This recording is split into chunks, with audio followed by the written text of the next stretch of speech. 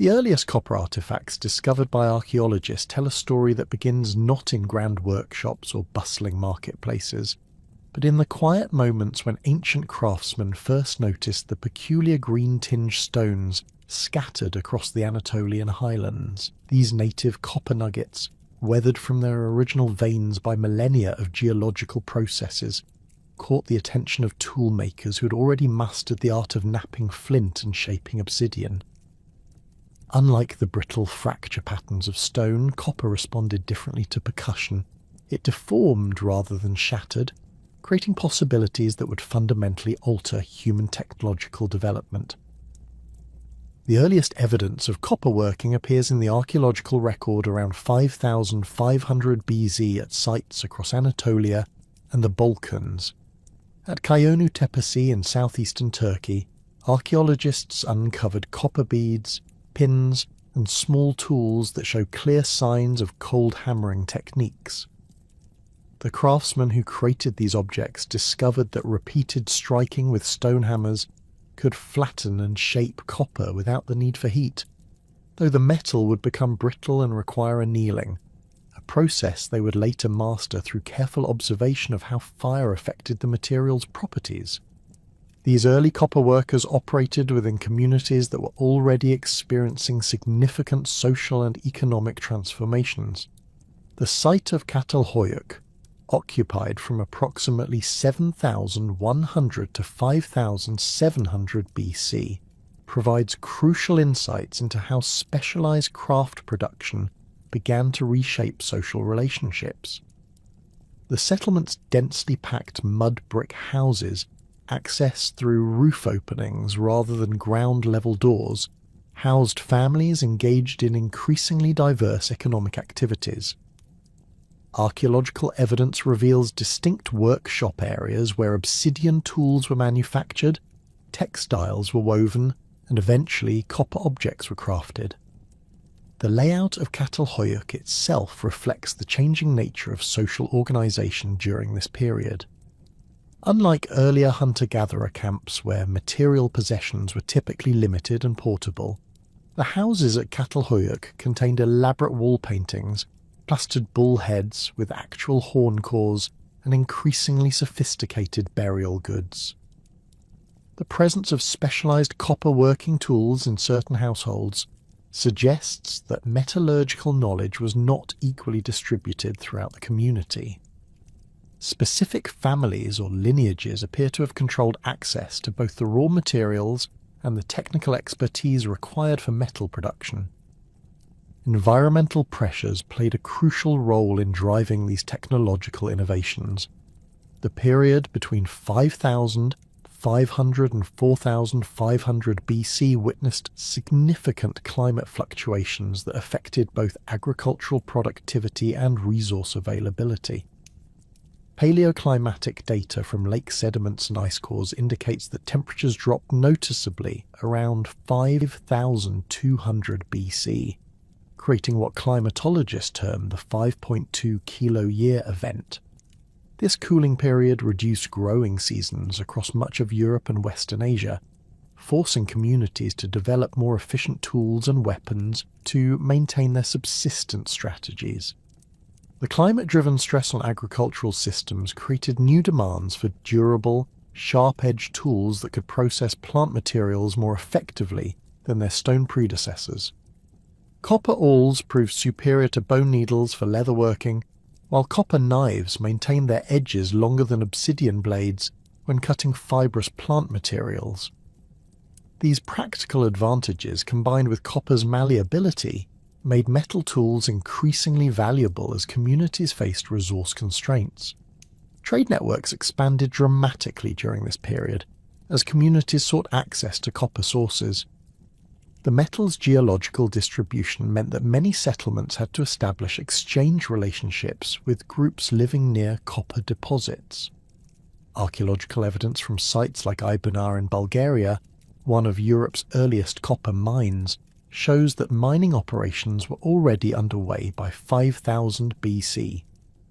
The mine shafts, some extending over 10 meters deep, required coordinated labour and sophisticated planning that suggests organised mining expeditions rather than casual collection of surface deposits. The expansion of trade networks created new forms of social complexity as communities developed systems for managing long-distance exchange relationships.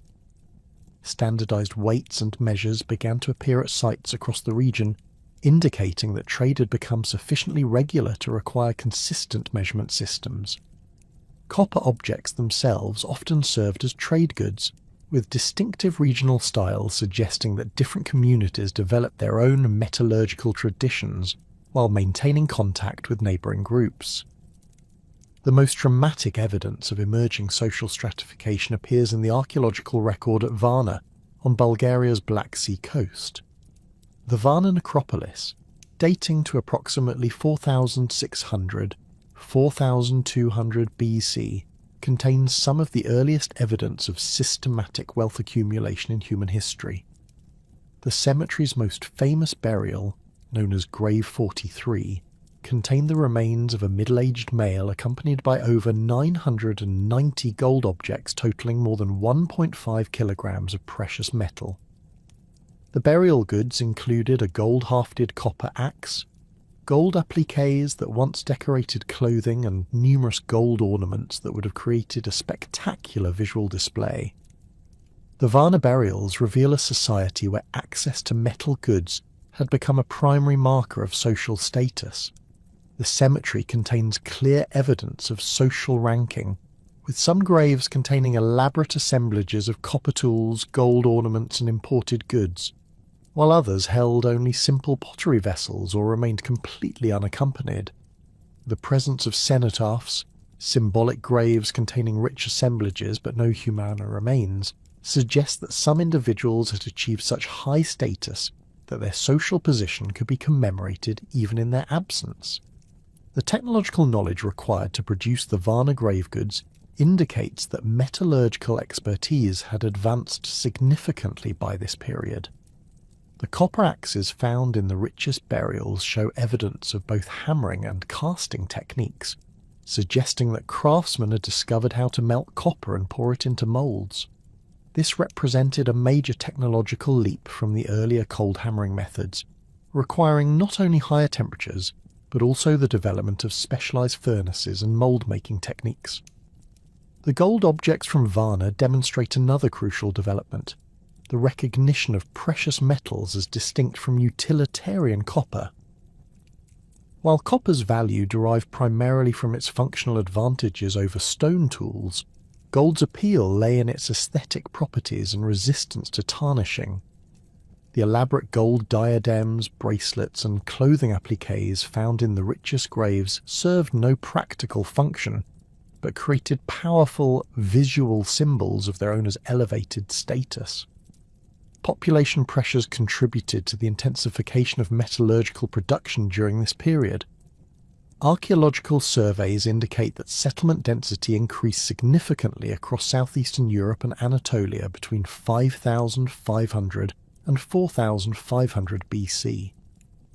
Larger populations required more tools for agricultural work, food processing and craft production, creating sustained demand for metal objects.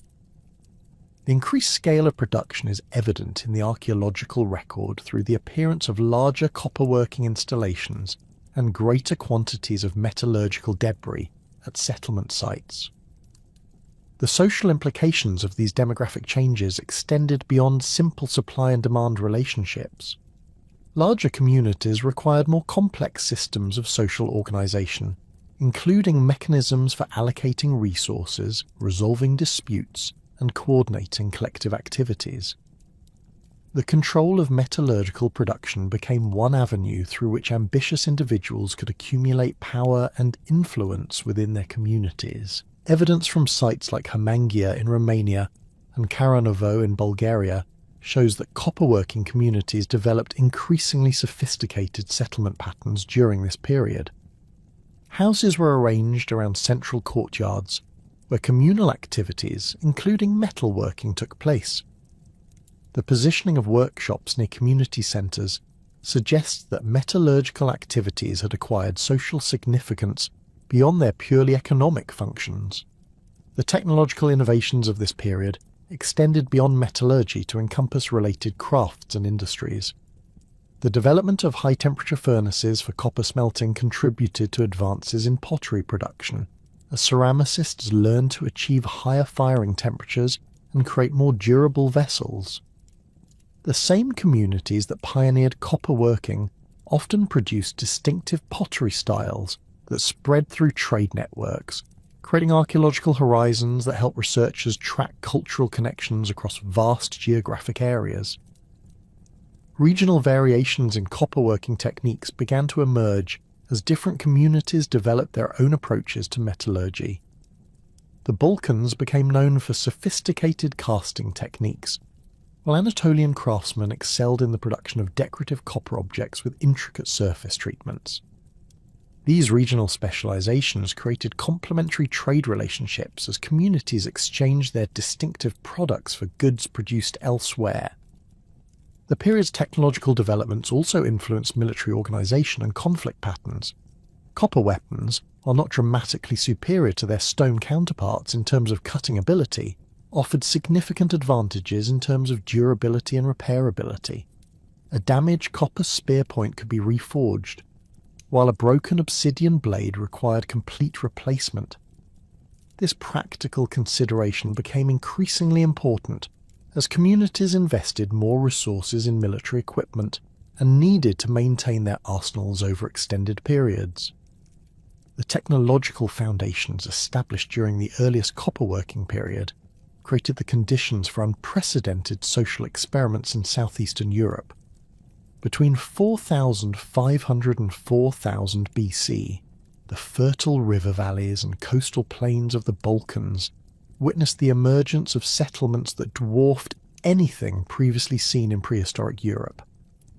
These communities represented a dramatic departure from the small-scale villages that had characterized earlier agricultural societies, evolving into complex urban centers that would not be matched in scale until the rise of Bronze Age civilizations centuries later.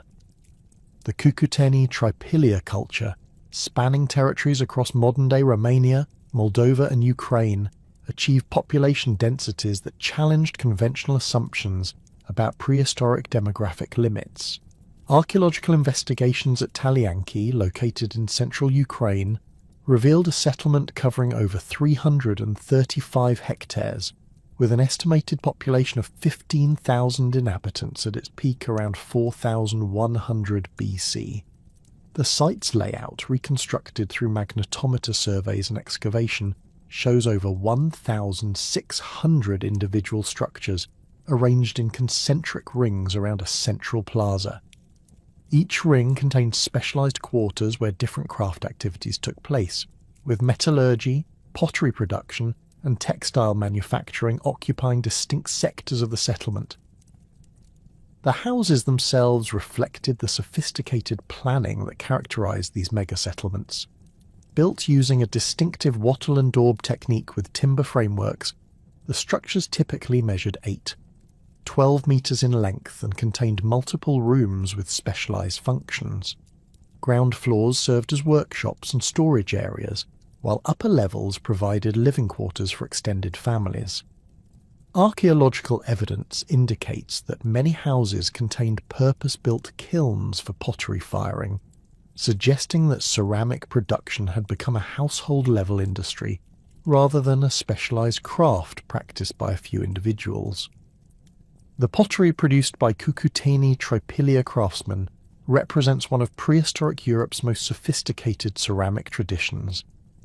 The distinctive vessels, characterized by intricate spiral and geometric patterns painted in black and red on cream-colored backgrounds, required multiple firing stages and precise temperature control to achieve their characteristic appearance.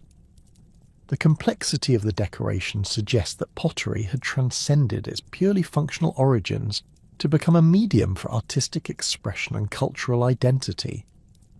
Standardized vessel forms found across multiple sites indicate that production followed established patterns, possibly controlled by craft guilds or family workshops that maintained consistent quality standards.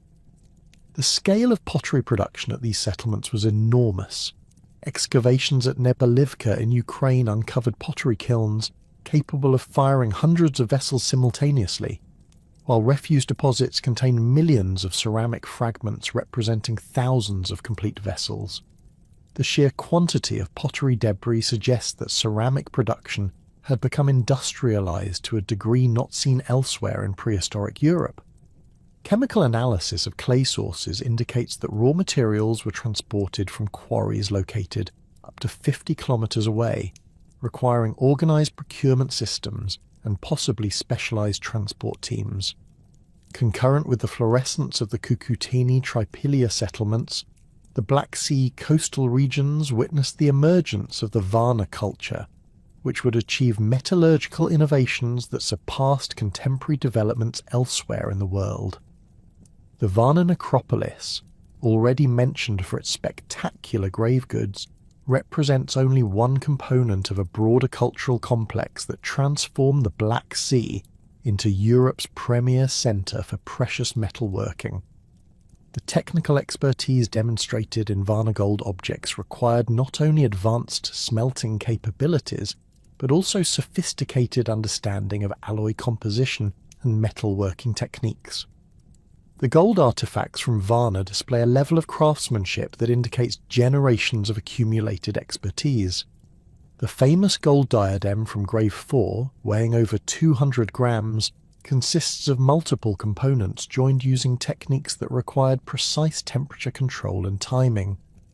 The decorative elements include raised bosses created through repousse work, intricate filigree details, and surface treatments that enhance the metal's natural luster. X-ray fluorescence analysis reveals that the gold contains trace amounts of silver and copper, suggesting that the craftsmen understood how these additives affected the metal's working properties and final appearance. The Varna goldsmiths developed innovative techniques for creating hollow objects that maximized visual impact while conserving precious metal. The gold-hafted axes found in several graves consist of thin gold sheets carefully shaped around wooden cores, creating the appearance of solid gold implements while using relatively modest amounts of raw material.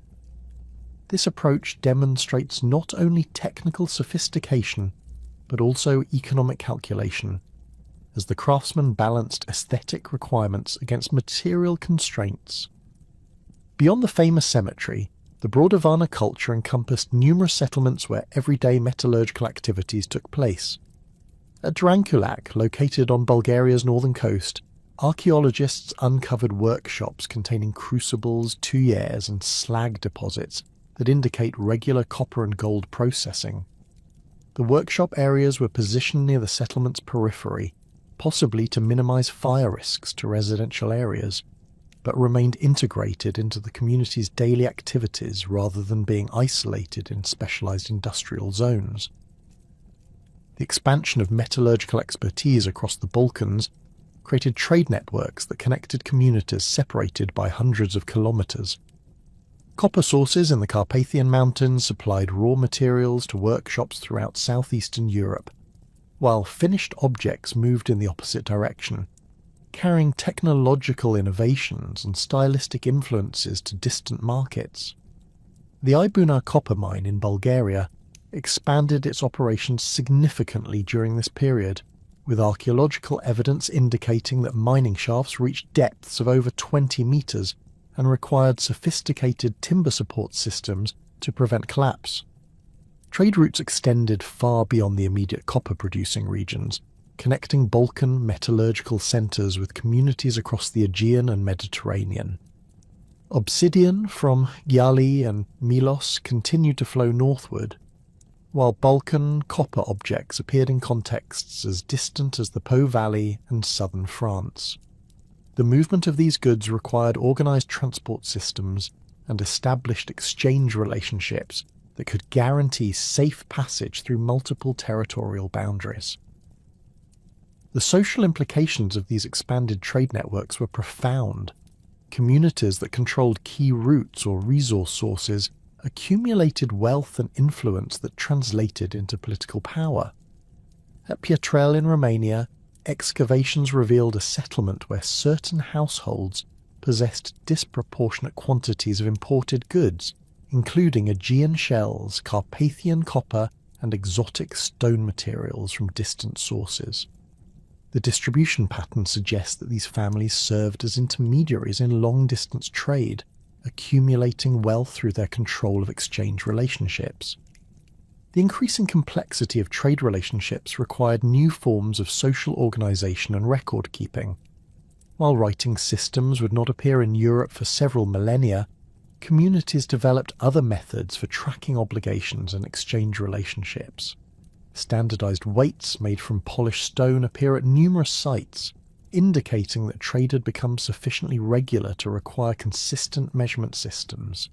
Some scholars argue that the geometric patterns found on Cucuteni Tripelia pottery may have served mnemonic functions, helping traders remember complex exchange agreements or territorial boundaries. Military considerations became increasingly important as communities competed for control over trade routes and resource sources. Fortified settlements appeared across the region, with elaborate defensive systems that required coordinated construction efforts and ongoing maintenance. At Poljanica in Serbia, archaeologists uncovered a hill fort with multiple defensive walls and evidence of violent destruction, suggesting that competition for resources sometimes escalated into open warfare. The site contained numerous copper weapons, including axes and spear points that showed signs of combat damage, indicating that metallurgical innovations were being applied to military technology. The organisation of these large settlements required administrative capabilities that went far beyond the simple, kinship-based systems that governed earlier agricultural communities. At Majdanetska in Ukraine, site layout analysis reveals careful planning that allocated specific areas for different activities while maintaining efficient circulation patterns throughout the settlement. The central plaza areas contained large structures that may have served administrative or ceremonial functions, while residential quarters were organised into neighbourhoods that possibly reflected kinship or occupational groupings. Evidence for emerging social stratification appears throughout the archaeological record of this period. At Gumelnita in Romania, burial practices show clear distinctions between individuals buried with elaborate grave goods and others interred with minimal accompaniments.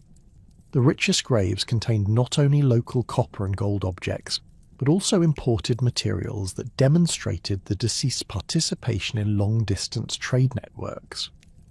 These burial patterns suggest that wealth accumulation had become hereditary, with high-status families maintaining their positions across multiple generations. The technological innovations of this period extended beyond metallurgy to encompass numerous other crafts and industries. Textile production achieved new levels of sophistication, as evidenced by the elaborate loom weights and spindle whorls found at settlement sites throughout the region.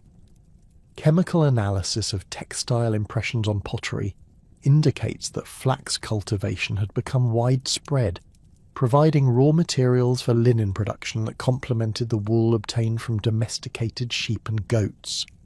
Agricultural intensification accompanied the growth of large settlements, as increased population densities required more efficient food production systems. Archaeobotanical evidence from Cucuteni Tripelia sites shows diversified crop assemblages that included wheat, barley, millet and legumes, suggesting that farmers had developed rotation systems that maintained soil fertility while maximising yields. The presence of large storage facilities at these settlements indicates that communities were producing significant agricultural surpluses that could support non-food producing specialists. The climatic conditions during this period generally favoured agricultural expansion and population growth. Paleoclimatic reconstructions indicate that temperatures were slightly warmer than modern levels, while precipitation patterns provided adequate moisture for crop cultivation across much of southeastern Europe. These favourable conditions contributed to the demographic expansion that made large settlements possible, but they also created vulnerabilities that would later contribute to the culture's decline. Around 4200 BC, signs of stress began to appear across the Balkan Copper Age societies. At numerous Cucuteni Tripilia settlements, archaeologists have documented episodes of house burning that appear to have been deliberate rather than accidental. The burnt structures were typically abandoned rather than rebuilt, suggesting that these events marked the end of occupation rather than temporary setbacks. The reasons for these burning episodes remain debated, with explanations ranging from ritual practices to defensive measures against approaching enemies. Environmental pressures may have contributed to the destabilization of these complex societies. Paleoclimatic data indicates that the period around 4200 BC witnessed significant climate deterioration across much of Europe and Western Asia. The 4.2 kilo-year event, as climatologists term this period, brought cooler temperatures and reduced precipitation that would have stressed agricultural systems adapted to the previous warmer conditions. Reduced crop yields could have undermined the economic foundations that supported large population concentrations and specialized craft production. The archaeological evidence from this period shows increasing signs of conflicts and social disruption. Fortified settlements became more common, while evidence of violent destruction appears at numerous sites. At Varna itself, the famous cemetery appears to have been abandoned around 4000 BC, with no comparable burials dating to later periods. The disappearance of such spectacular wealth displays suggests that the social systems that had generated extreme inequality may have collapsed or been deliberately dismantled. Resource depletion may have played a role in the decline of Balkan Copper Age societies. The intensive mining operations at sites like Ay-Bunar had extracted large quantities of high-grade ore, and it is possible that the most accessible deposits were becoming exhausted. The need to extract ore from deeper shafts or lower-grade sources would have increased production costs and potentially disrupted the economic relationships that had sustained the metallurgical industry. The demographic collapse that affected many Balkan settlements during this period was dramatic and widespread. Sites that had supported thousands of inhabitants were abandoned, with populations either dispersing to smaller settlements or migrating to entirely different regions. The mega-settlements of the Cucuteni Tripilia culture disappeared completely, leaving behind only archaeological traces of their former grandeur. This demographic transition marked the end of Europe's first experiment with urban-scale communities, and similar population concentrations would not reappear in the region until the Roman period. The collapse of the Balkan mega-settlements around 4000 BC coincided with a remarkable transformation occurring in the alluvial plains between the Tigris and Euphrates rivers.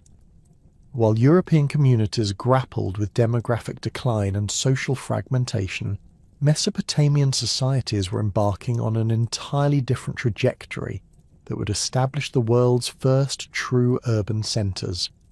The Ubaid period, spanning from approximately 5500 to 3500 BC, witnessed innovations in copperworking, agricultural technology, and social organisation that would fundamentally reshape human civilization and establish patterns that would influence development across the ancient Near East for millennia to come.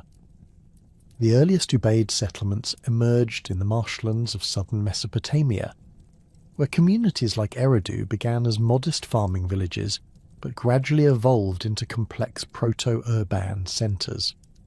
Archaeological excavations at Eridu have revealed 18 successive building phases spanning nearly 2 millennia, documenting a continuous process of growth and architectural innovation. The site's earliest levels, dating to around 5400 BC, contained simple reed and mud structures typical of marsh-dwelling communities, but by 4500 BC, the settlement featured substantial mud brick buildings, elaborate temple complexes, and specialized workshop areas where copperworking had become a regular activity. The transformation of Eridu from village to proto-city reflected broader changes in Mesopotamian society that distinguished it from contemporary developments elsewhere. Unlike the Balkan settlements, which appear to have grown rapidly and then collapsed, Mesopotamian communities developed gradually through incremental innovations in technology, social organization, and environmental management. The key to this sustained growth lay in the development of irrigation systems that could harness the annual floods of the Tigris and Euphrates rivers while providing year-round water access for agriculture and craft production. The irrigation networks that emerged during the Ubaid period represented engineering achievements of unprecedented complexity. At sites like Ur and Uruk, archaeologists have traced canal systems extending dozens of kilometres from the main river channels, complete with distribution gates settling basins and drainage channels that prevented soil salinisation. The construction of these systems required not only technical expertise, but also sophisticated social organisation, as multiple communities had to coordinate their efforts to maintain shared infrastructure and allocate water rights fairly among different users. The labour requirements for irrigation construction and maintenance created new forms of social organisation that differed markedly from the kinship-based systems that had governed earlier agricultural communities. Work gangs needed to be organised, supervised and provisioned during construction seasons, while ongoing maintenance required permanent administrative structures that could coordinate activities across multiple settlements. Archaeological evidence suggests that temple complexes served as the organisational centres for these activities, with religious authorities taking responsibility for managing the practical aspects of irrigation agriculture. Copperworking evolved significantly within this context of increasing social complexity and technological innovation.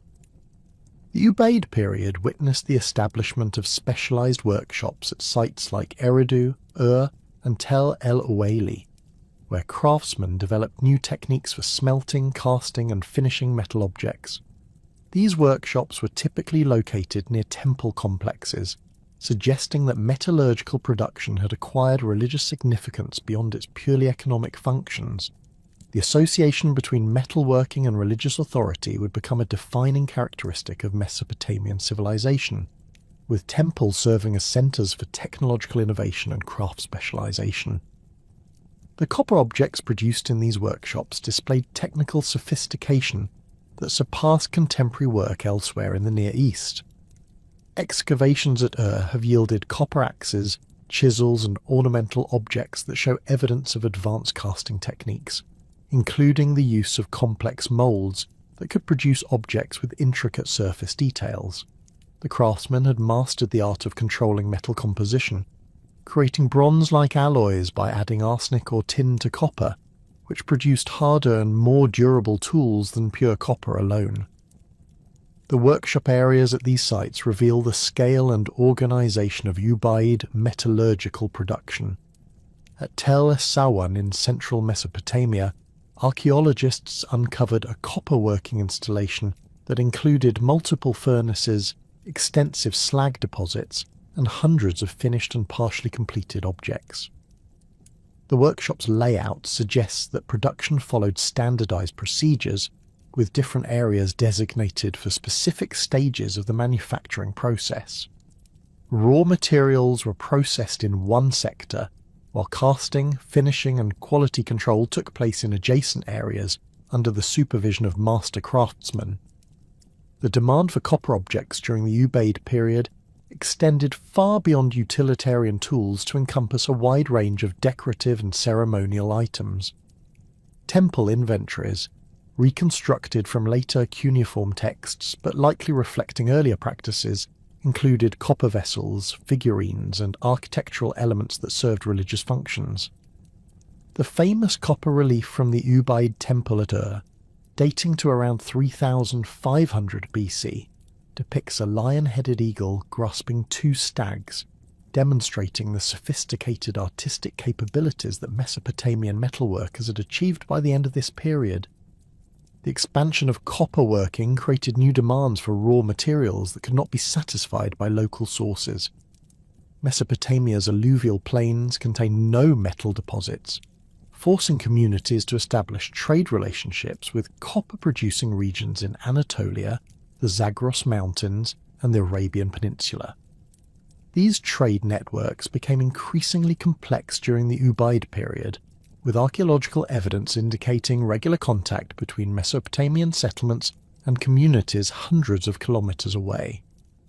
The Ubaid expansion, as archaeologists term the spread of Mesopotamian cultural influences during this period, extended across much of the northern Persian Gulf region and into the Zagros foothills. Sites like Tepe Gara in northern Iraq and Susa in southwestern Iran show clear evidence of Mesopotamian influence in their pottery styles, architectural techniques, and metallurgical practices. This cultural expansion appears to have been driven primarily by trade relationships rather than military conquest, as communities adopted Mesopotamian innovations while maintaining their own distinct cultural identities. The organisation of long-distance trade required administrative capabilities that pushed Mesopotamian societies toward increasingly complex forms of social organisation. Archaeological evidence suggests that temple authorities took responsibility for managing trade relationships, using their religious authority to guarantee the honesty of transactions and the quality of goods. The development of standardized weights and measures during this period reflects the need for consistent systems that could facilitate exchange relationships across cultural boundaries. Competition for control over trade routes and copper sources led to the first clear evidence of organized warfare in Mesopotamian history. The site of Tel Es-Sawan, strategically located on the Tigris River north of Baghdad, was surrounded by a massive defensive wall during the late Ubaid period, complete with towers and gates that could control access to the settlement. The wall's construction required enormous labour investment and suggests that the community faced significant military threats from rival groups seeking to control river traffic and trade routes. Similar fortifications appeared at other strategic locations throughout Mesopotamia during this period, indicating that warfare had become a regular feature of inter-community relations. At Tepe Gara, archaeologists uncovered evidence of violent destruction followed by rapid rebuilding, suggesting that the settlement experienced repeated attacks but possessed sufficient resources to recover from military setbacks. The presence of copper weapons, including spear points, axes and mace heads, in destruction layers indicates that metallurgical innovations were being applied to military technology. The evidence for organised warfare during the Ubaid period includes not only fortifications and weapons, but also changes in settlement patterns that reflect security concerns. Many communities relocated to defensible positions on elevated ground, or constructed their buildings in compact arrangements that could be more easily defended. The famous Eye Temple at Tel Brak in northern Syria, dating to the late Ubaid period, was surrounded by a massive wall that enclosed not only religious buildings, but also workshops, storage facilities, and residential areas, creating a fortified complex that could withstand extended sieges. The temple complexes that emerged during the Ubaid period served as much more than religious centres, functioning as integrated economic and administrative institutions that coordinated multiple aspects of community life. The temple at Eridu, rebuilt and expanded numerous times during the Ubaid period, eventually covered over 1,000 square metres and included not only religious spaces but also workshops, storage rooms, and administrative offices where temple personnel managed agricultural production, craft manufacturing, and trade relationships. The economic role of temples extended to the management of metallurgical production, with temple authorities controlling access to raw materials, supervising workshop activities, and distributing finished products according to community needs and religious requirements. Copper objects found in temple contexts include not only ritual implements, but also tools and weapons that were apparently manufactured under temple supervision and distributed to community members for specific purposes. The administrative capabilities of temple institutions during the Ubaid period laid the groundwork for the development of writing systems that would emerge in later periods. While true writing had not yet appeared, archaeological evidence suggests that temple personnel used various recording systems to track production, distribution, and trade activities. Clay tokens found at Ubaid sites may have served as counting devices or record-keeping tools, while cylinder seals began to appear as methods for marking ownership and authenticating transactions. The social stratification that characterized Ubaid society is clearly visible in burial practices that show marked differences in wealth and status between different individuals and families. At cemetery excavations have revealed graves ranging from simple interments with minimal grave goods to elaborate burials containing dozens of copper objects, imported materials, and other luxury items. The richest graves often contained copper vessels, weapons, and ornaments that would have required significant resources to acquire, suggesting that some families had achieved substantial wealth through their control of trade relationships or craft production. The emergence of social elites during the Ubaid period created new demands for prestige goods that could display wealth and status. Copper objects played crucial roles in these display systems, with elaborate vessels, weapons, and ornaments serving as symbols of their owners' elevated positions within community hierarchies. The technical sophistication required to produce these objects meant that metallurgical expertise itself became a source of social power, with master craftsmen achieving high status within their communities. The agricultural innovations that supported Ubaid population growth and social complexity included not only irrigation technology, but also improvements in crop varieties and farming techniques. Archaeobotanical evidence indicates that Mesopotamian farmers had developed sophisticated understanding of soil management, crop rotation, and selective breeding that allowed them to achieve yields far exceeding those possible with earlier farming methods. The agricultural surplus generated by these innovations provided the economic foundation that supported specialized craft production and long-distance trade. The scale of agricultural production during the Ubaid period is evident in the massive storage facilities that appeared at major settlements.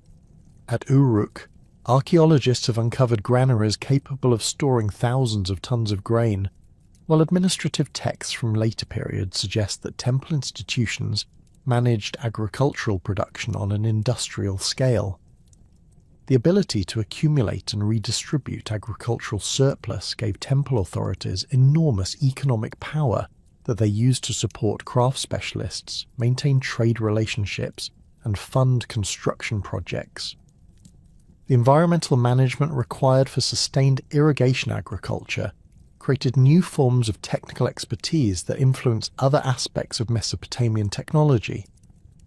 The engineering skills developed for canal construction were applied to urban planning, with settlements featuring carefully planned drainage systems, street layouts, and building foundations that could withstand the challenges of construction on alluvial soils. These technical innovations contributed to the development of true urban centres that could support populations numbering in the tens of thousands.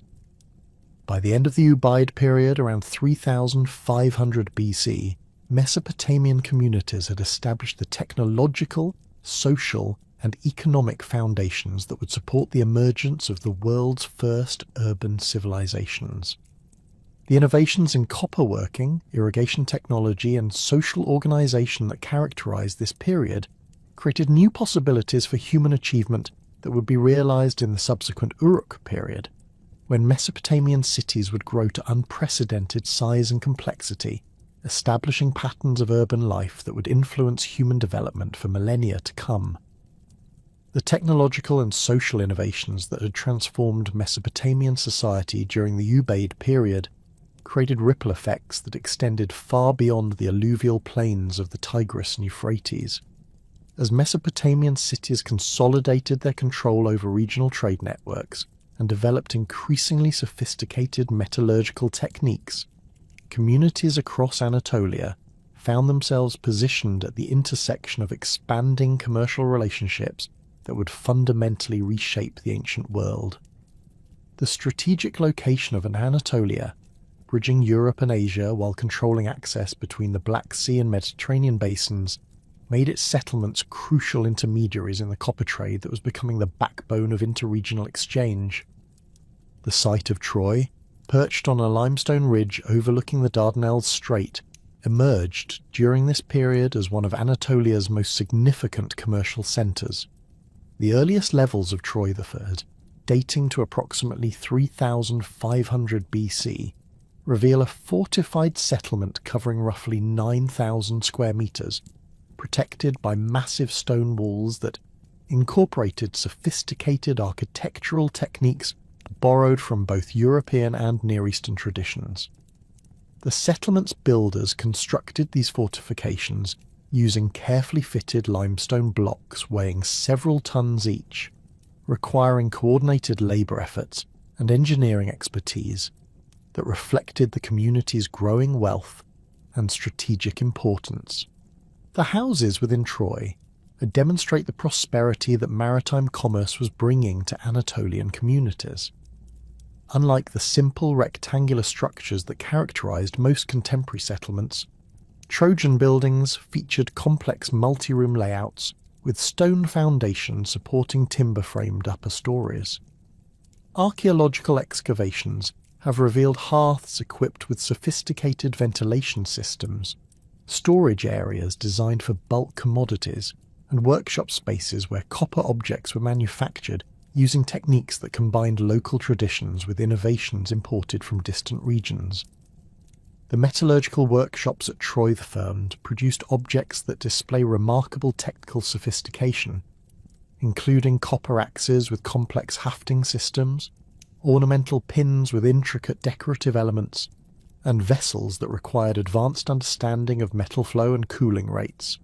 Chemical analysis of copper artifacts from the site indicates that Trojan craftsmen were working with ores from multiple sources, including deposits in the Taurus Mountains to the south and the Pontic Ranges to the northeast. This diversity of raw materials suggests that Troy had established trade relationships spanning hundreds of kilometres, positioning the settlement as a hub for redistributing metals throughout the eastern Mediterranean. The strategic importance of Troy's location became increasingly apparent as maritime technology advanced during this period. The Dardanelles Strait, barely 1.5 kilometres wide at its narrowest point, created a natural bottleneck where communities could control shipping traffic between the Aegean and Black Seas. Archaeological evidence indicates that Troy III possessed harbour facilities capable of accommodating the wooden vessels that were becoming the primary means of long-distance transport across the eastern Mediterranean. These ships, reconstructed from fragmentary remains found at coastal sites throughout the region, typically measured 20 metres in length and featured shallow drafts that allowed them to navigate both open waters and river systems. The development of these maritime capabilities required innovations that extended far beyond simple boat construction.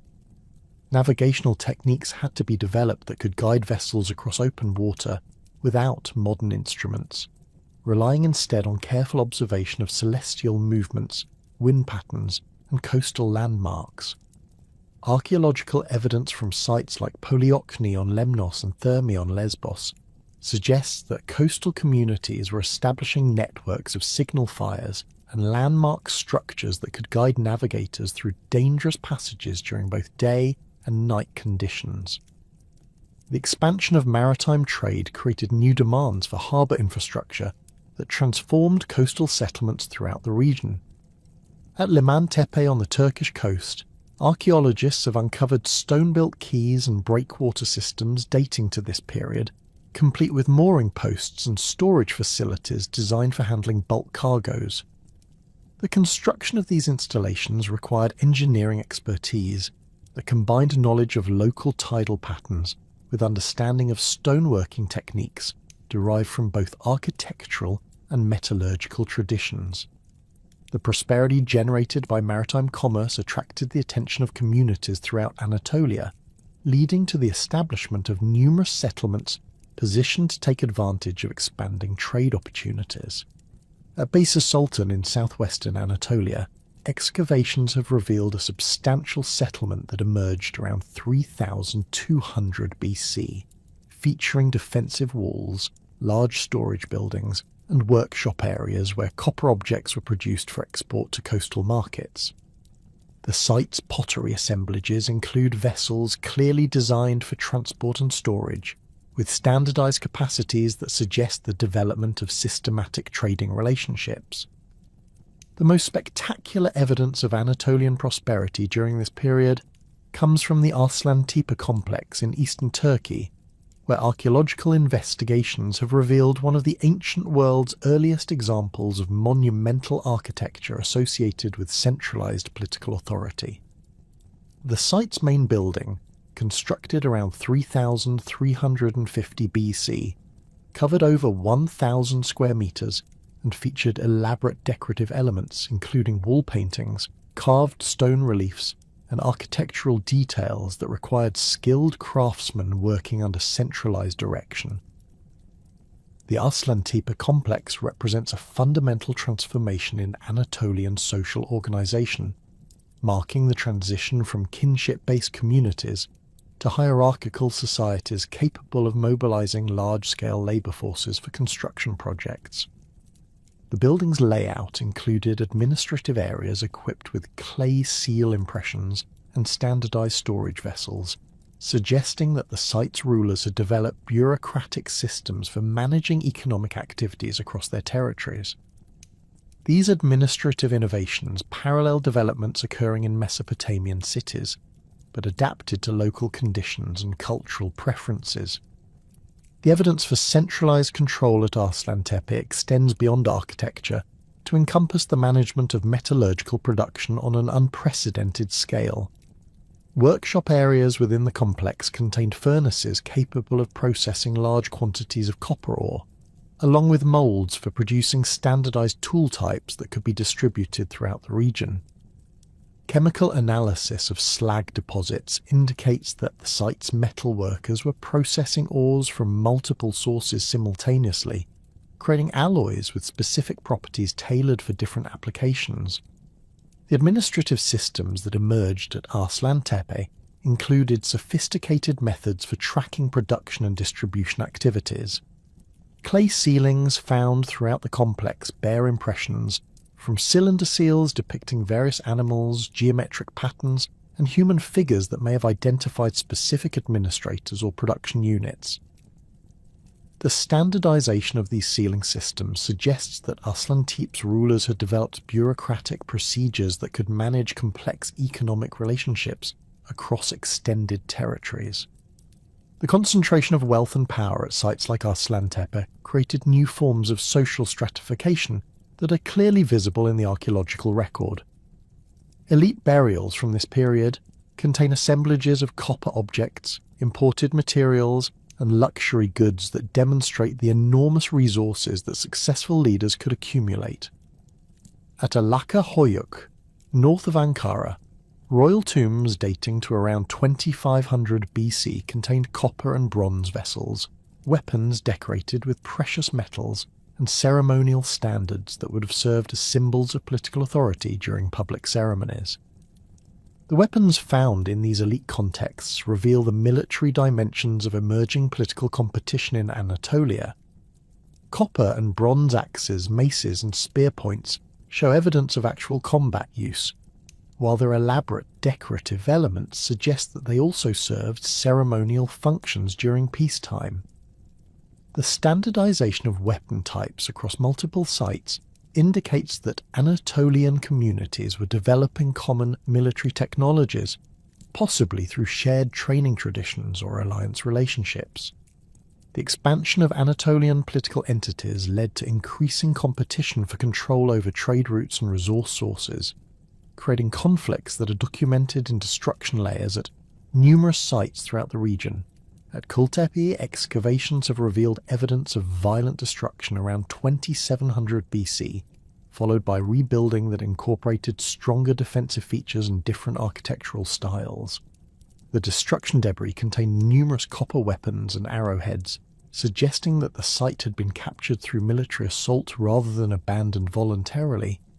Similar destruction episodes appear at sites throughout Anatolia during this period, creating a pattern of conflict and reconstruction that reflects the competitive dynamics of emerging state systems.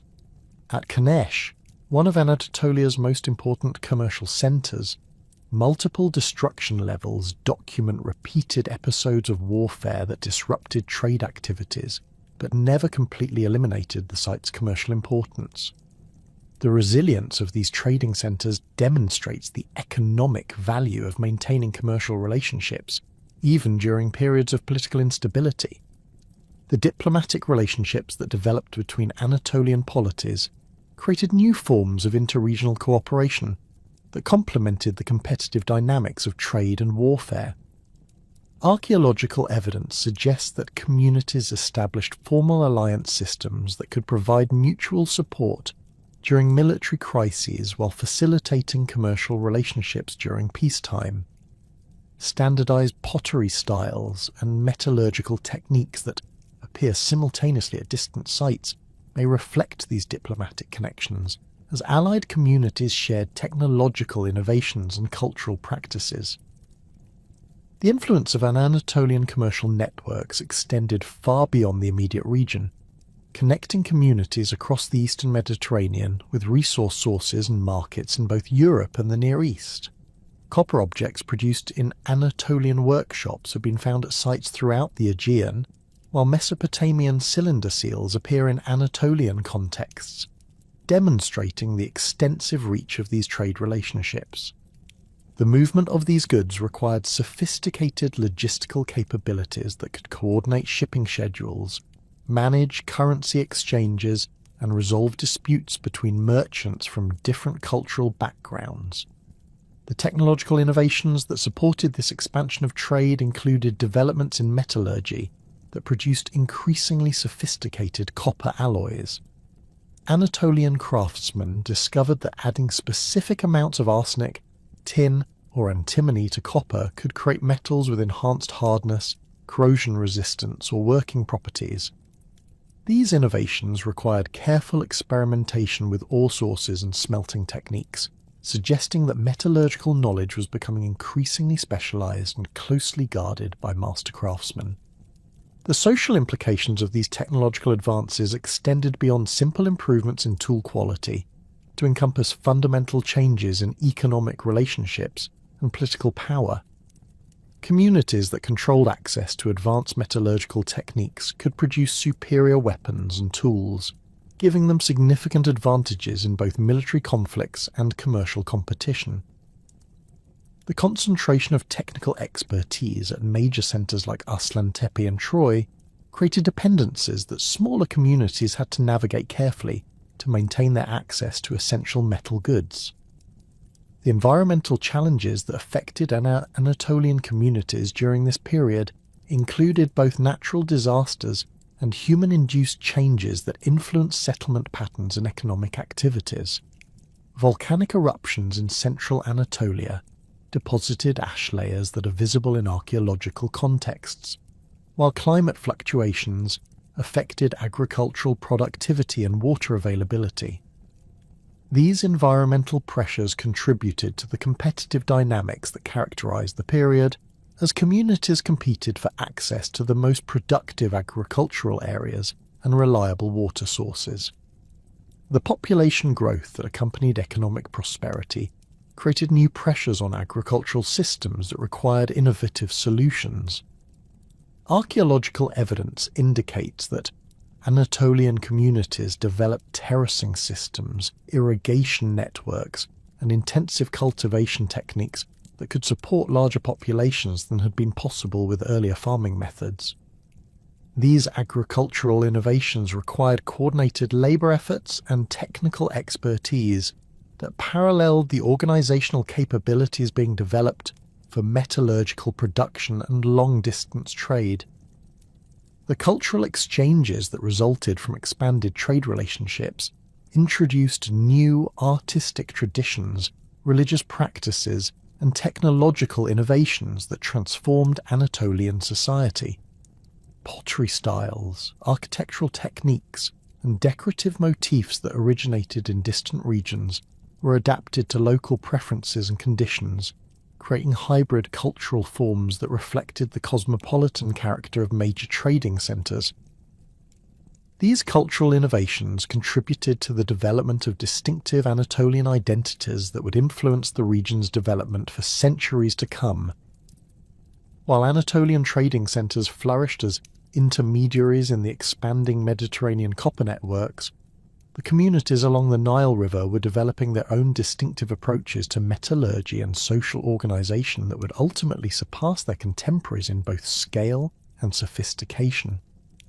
The pre-dynastic period in Egypt, spanning roughly from 4000 to 3100 BC, witnessed transformations that parallel developments elsewhere in the ancient world, while following uniquely Egyptian trajectories shaped by the river valley's distinctive geography, climate, and resource distribution.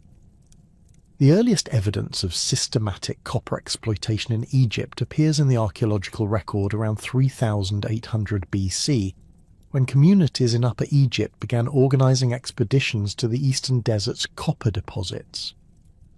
These mining ventures represented a dramatic departure from the opportunistic collection of surface ores that had characterised earlier metallurgical activities. At Timna, located in what is now southern Israel, but then within Egypt's sphere of influence, archaeologists have uncovered extensive mining installations featuring deep shafts, ore processing areas, and temporary settlements that housed hundreds of workers during active mining seasons. The organisation of these mining expeditions required administrative capabilities that went far beyond anything previously seen in Egyptian society. Inscriptions from later periods describe the logistical challenges involved in transporting work crews, tools, food supplies, and water across the desert to remote mining locations, then returning with processed ore and finished copper objects. The scale of these operations suggests that pre-dynastic Egyptian communities had developed sophisticated planning systems that could coordinate activities across vast distances and extended time periods.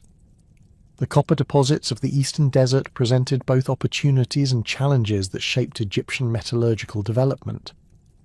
Unlike the easily accessible surface deposits that had supplied earlier copper-working communities, the Egyptian sources required deep excavation through hard rock formations. Mining crews used fire-setting techniques, heating rock faces with wood fires, then quenching them with water to create fractures that could be exploited with copper and stone tools. The debris piles at these sites contained thousands of broken hammerstones, copper picks, and wooden tool handles that document the enormous labour investment required for ore extraction. The processing of copper ore at these remote locations required the transport of fuel, flux materials, and technical expertise across hundreds of kilometres of desert terrain. Archaeological excavations at mining sites have revealed sophisticated smelting installations with multiple furnaces, bellows systems, and slag disposal areas that indicate continuous operation over extended periods. The furnaces themselves were constructed using local stone and clay, but their designs incorporated technical innovations that maximised heat retention and ore reduction efficiency. The limited copper sources available in the Sinai Peninsula provided additional challenges and opportunities for Egyptian metallurgists. The deposits at Serabit el Kadim and other Sinai locations contained high-quality ores, but their remote locations and harsh environmental conditions made exploitation extremely difficult. Egyptian mining expeditions to these areas required careful coordination with local Bedouin populations who controlled water sources and transportation routes. Archaeological evidence suggests that these relationships evolved from simple commercial exchanges to more complex arrangements that granted Egyptian authorities semi-permanent access to mining territories. The copper objects produced using ores from these distant sources display technical sophistication that reflects both the quality of raw materials and the expertise of Egyptian craftsmen. Tools and weapons found at pre-dynastic sites show evidence of advanced alloying techniques, with copper being combined with arsenic, antimony, and eventually tin to create metals with enhanced hardness and durability. The consistency of these alloy compositions across different sites suggests that Egyptian metallurgists had developed standardized procedures for ore processing and metal production.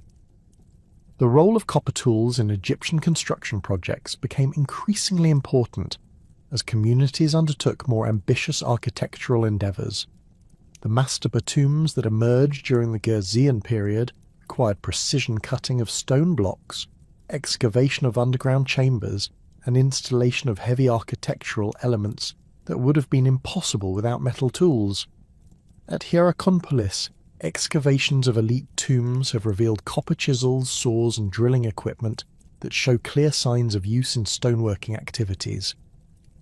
The technological foundations established during these early construction projects would prove crucial for later pyramid construction, though the pre-dynastic period saw only the initial development of these capabilities. The precision required for fitting stone blocks in mastaba construction demanded tools that could maintain sharp edges through extended use, while providing the leverage necessary for working hard stone materials. Copper tools met these requirements in ways that their stone predecessors could not, enabling architectural innovations that would become hallmarks of Egyptian civilization.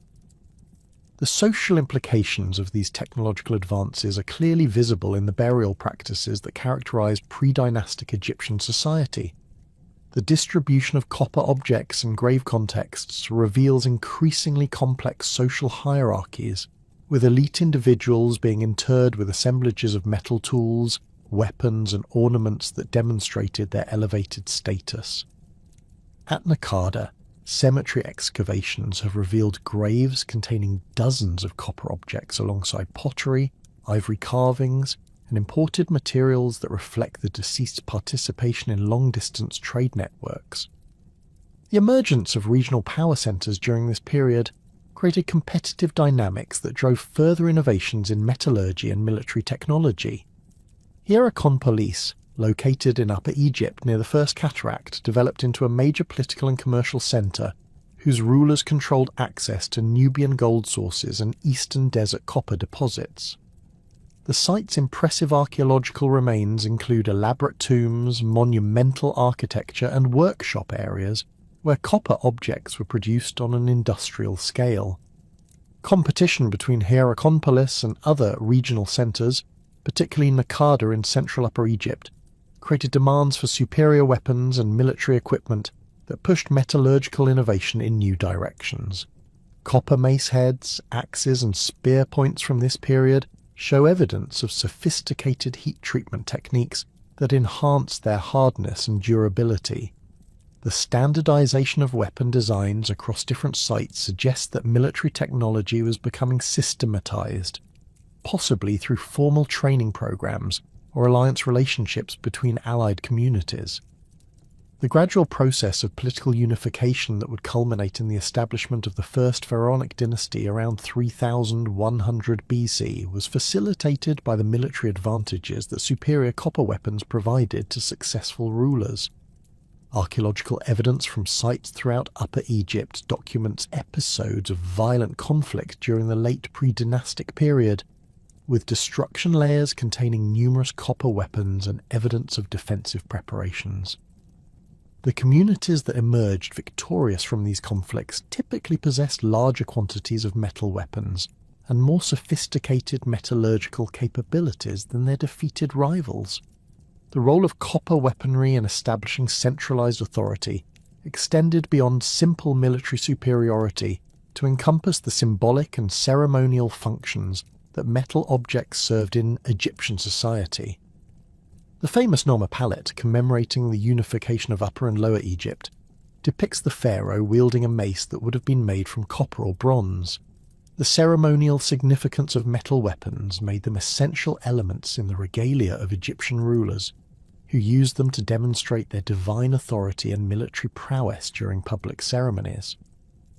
The administrative systems that emerged to manage copper production and distribution created new forms of bureaucratic organization that would become characteristic features of Egyptian civilization.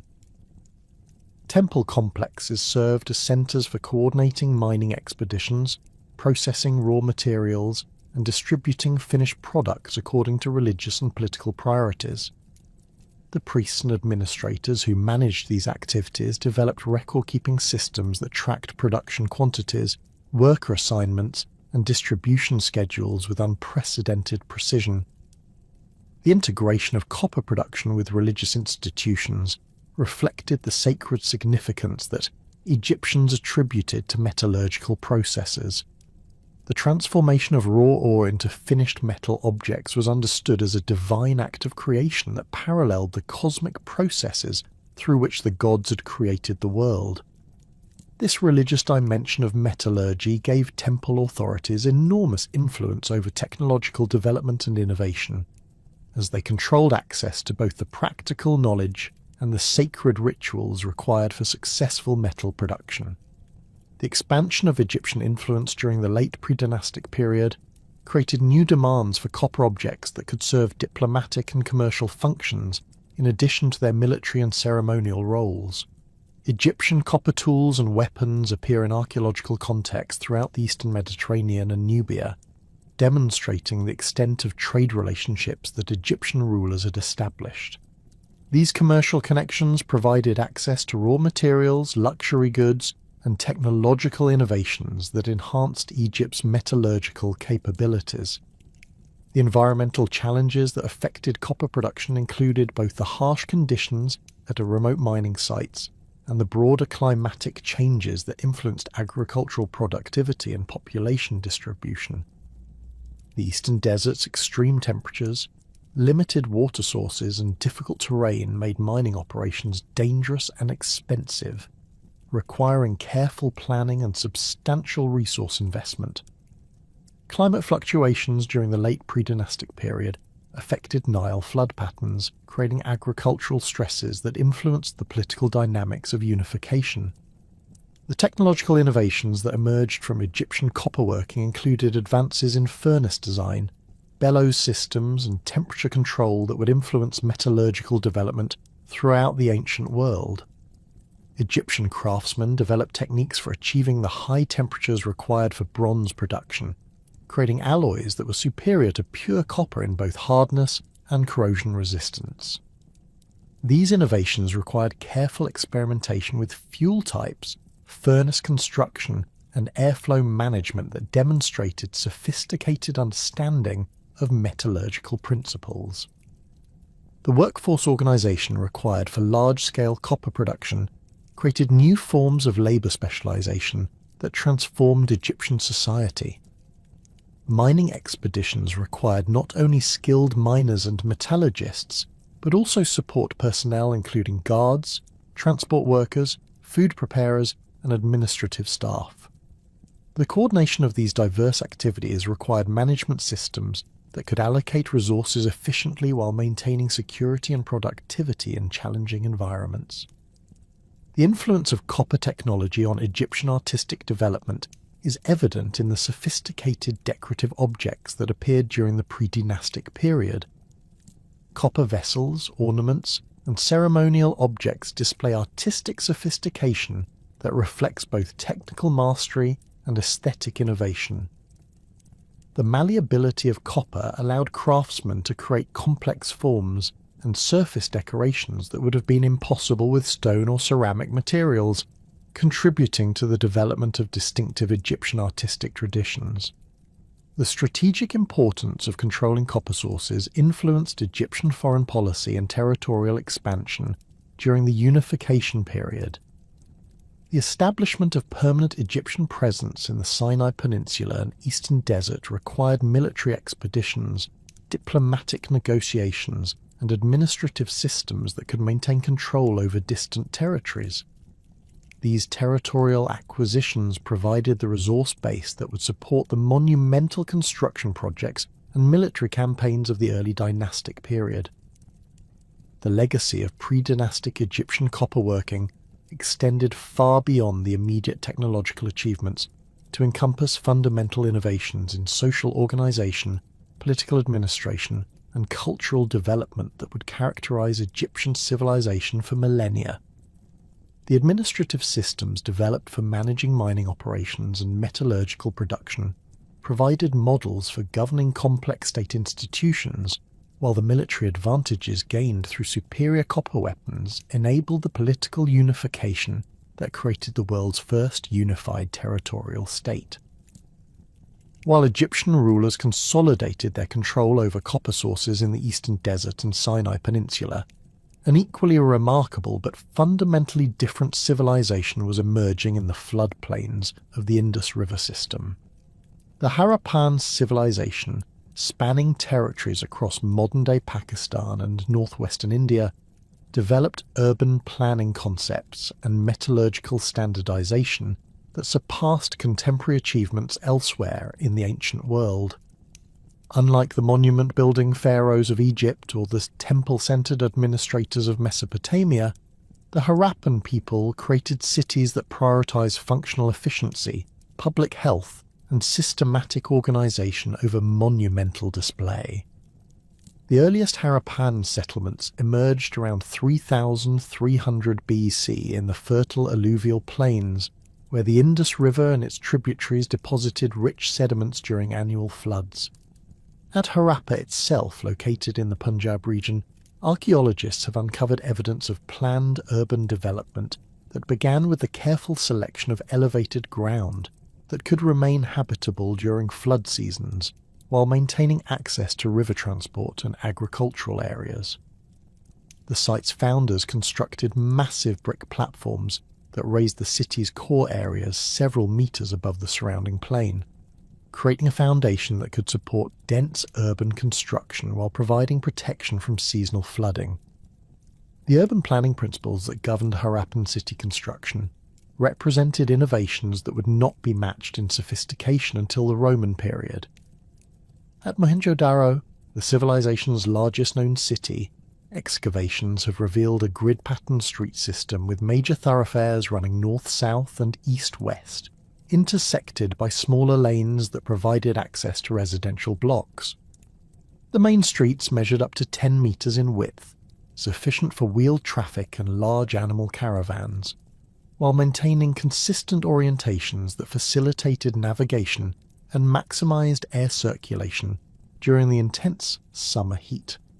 The residential architecture of Mohenjo-Daro demonstrates the Harappan commitment to standardized construction techniques and public health considerations. Houses typically featured central courtyards surrounded by rooms of varying sizes, with flat roofs that could serve as additional living space during cooler seasons.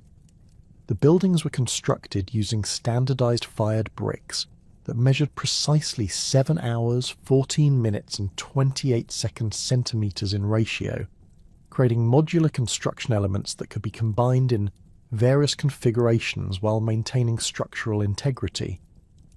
This standardization extended to architectural details, with doorways, windows and wall thicknesses following consistent proportions across different neighborhoods.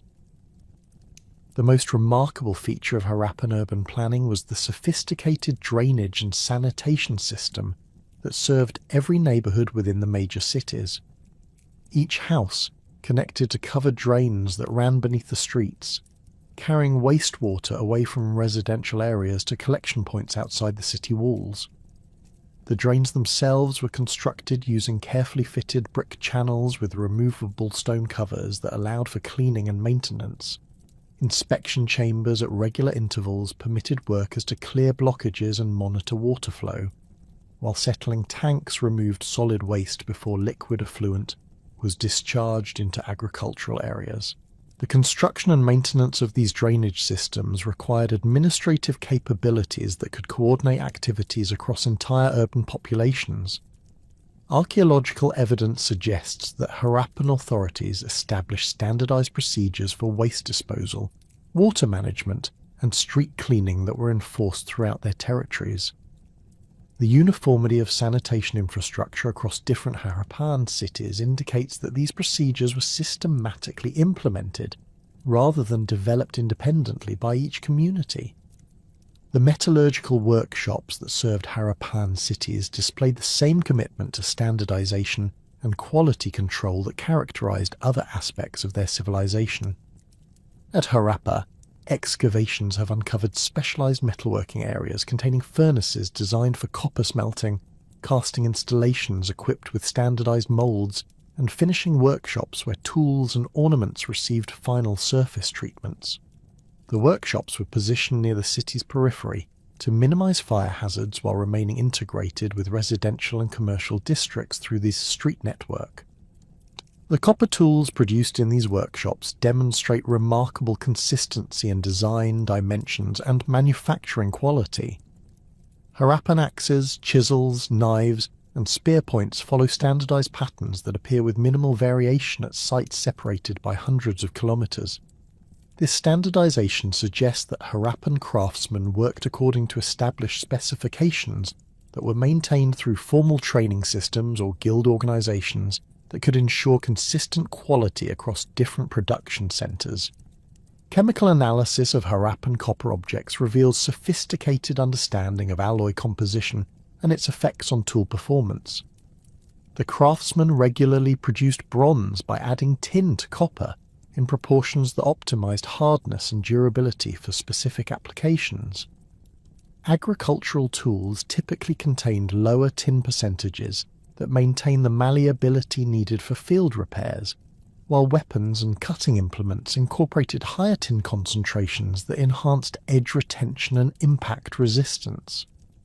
This systematic approach to alloy composition demonstrates technical expertise that rivaled contemporary developments in Mesopotamia and Egypt. The raw materials required for Harappan metallurgy came from sources distributed across the Indian subcontinent and beyond, necessitating trade networks that extended from the Hindu Kush mountains to the Deccan Plateau.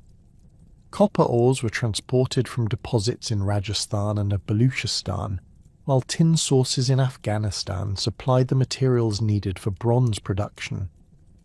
The organization of these supply chains required administrative systems that could coordinate procurement, transportation, and quality control across vast distances and diverse geographical conditions. Archaeological evidence from Shortagai, a Harappan trading post located in northern Afghanistan near lapis lazuli and tin sources, illustrates the extent and sophistication of these commercial networks. The site, positioned strategically along the Amu Darya River, contained warehouses for storing raw materials, workshops for processing ores, and residential areas for permanent trading personnel. The presence of standardized Harappan weights and measures at the site indicates that trade activities followed established procedures that could ensure fair exchanges and quality control. The weight and measurement systems used throughout Harappan territories represent one of the civilization's most remarkable achievements in standardization. Stone cubes found at sites across the Indus Valley follow a consistent binary progression, with weights increasing in ratios of 1, 2, 4, 8, 16, creating a mathematical system that could handle transactions of vastly different scales. The smallest weights, measuring less than 1 gram, were suitable for precious materials like gold and gems, while the largest examples could weigh several kilograms for bulk commodity transactions. The precision of these weight standards required manufacturing techniques that could achieve tolerances measured in fractions of grams. Harappan craftsmen created their weights using carefully selected stone materials that were shaped, polished, and tested to ensure accuracy. The consistency of these standards across different sites suggests that weight production was centrally controlled or regulated through systems that could verify accuracy and prevent counterfeiting.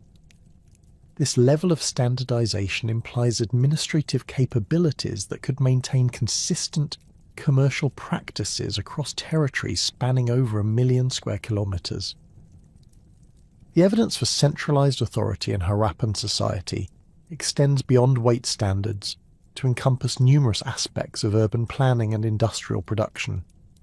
The uniform brick sizes used in construction, the standardized pottery forms found at different sites, and the consistent street widths in different cities all suggest coordinated planning that transcended local community decisions.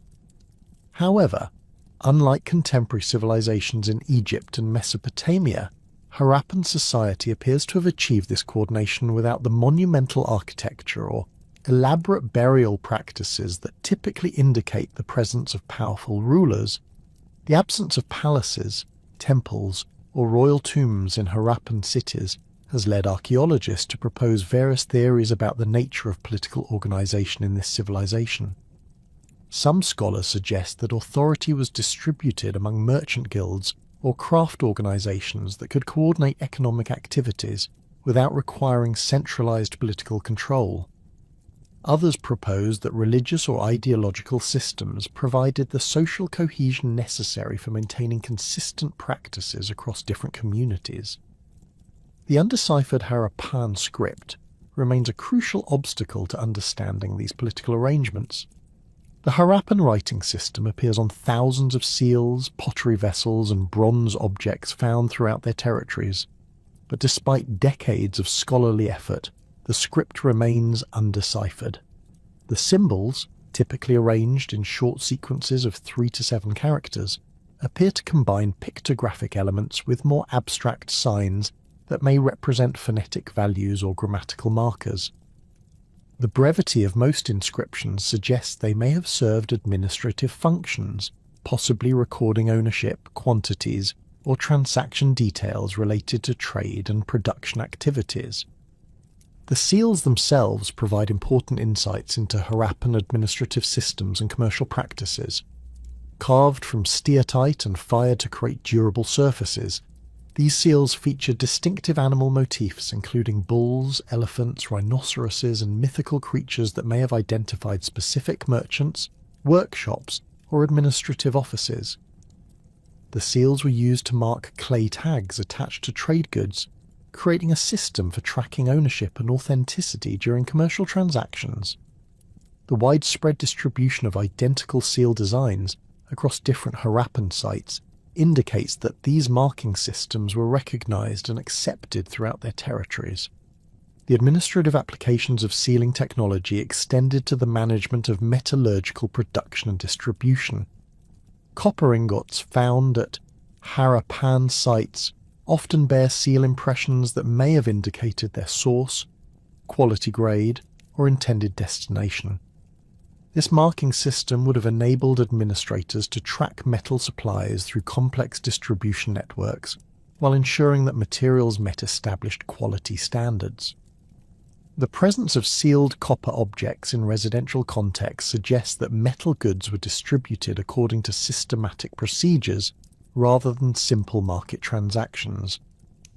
The scale of copper production in Harappan cities required fuel supplies that placed significant demands on regional forest resources. Archaeological evidence indicates that Harappan metallurgists used wood charcoal for smelting operations, necessitating the transport of timber from distant forested regions to urban workshops. The organization of these fuel supply chains required administrative capabilities that could coordinate logging operations, transportation networks, and urban distribution systems. The environmental impact of these activities may have contributed to deforestation in areas surrounding major Harappan cities. The technological innovations developed by Harappan craftsmen included advances in furnace design that improved fuel efficiency and temperature control. Excavations at Lothal, a Harappan port city on the Arabian Sea coast, have revealed metallurgical installations with sophisticated air circulation systems that maximized combustion efficiency while minimizing fuel consumption. These furnaces incorporated ceramic tuyères that directed airflow precisely where needed, creating the high temperatures required for bronze production while reducing the quantities of charcoal needed for each smelting operation. The port facilities at Lothal demonstrate the maritime dimensions of Harappan trade networks and their integration with metallurgical production. The site features a massive brick-lined dock that could accommodate ocean-going vessels during high tide, while providing protected anchorage during monsoon seasons. Warehouses adjacent to the dock contained copper ingots, finished metal tools, and raw materials that were being prepared for export to trading partners throughout the Arabian Sea region. The discovery of Harappan seals at sites in Mesopotamia and the Persian Gulf confirms that these maritime connections extended across vast distances. The agricultural foundations that supported Harappan urban populations included sophisticated irrigation systems that maximised crop yields while managing water resources efficiently. At Dholavira, located in the Kutch region, archaeologists have uncovered elaborate water management installations, including reservoirs, channels and distribution systems that could capture and store monsoon rainfall for use during dry seasons. These systems incorporated copper tools for construction and maintenance activities, demonstrating the integration of metallurgical production with agricultural development. The social organisation required to maintain Harappan cities involved complex relationships between different craft specialists, agricultural producers, and commercial intermediaries. Archaeological evidence suggests that neighbourhoods were organised around specific economic activities, with metalworking areas, pottery production zones, and bead manufacturing districts occupying distinct sectors within larger urban areas. This spatial organisation would have facilitated the coordination of production activities while maintaining the quality control standards that characterised Harappan manufacturing. The evidence for social stratification in Harappan society appears primarily in differential access to luxury goods and superior housing, rather than through monumental architecture or elaborate burial practices. Larger houses with more sophisticated amenities, including private wells and elaborate drainage connections, suggest that some families possessed greater wealth and status than others.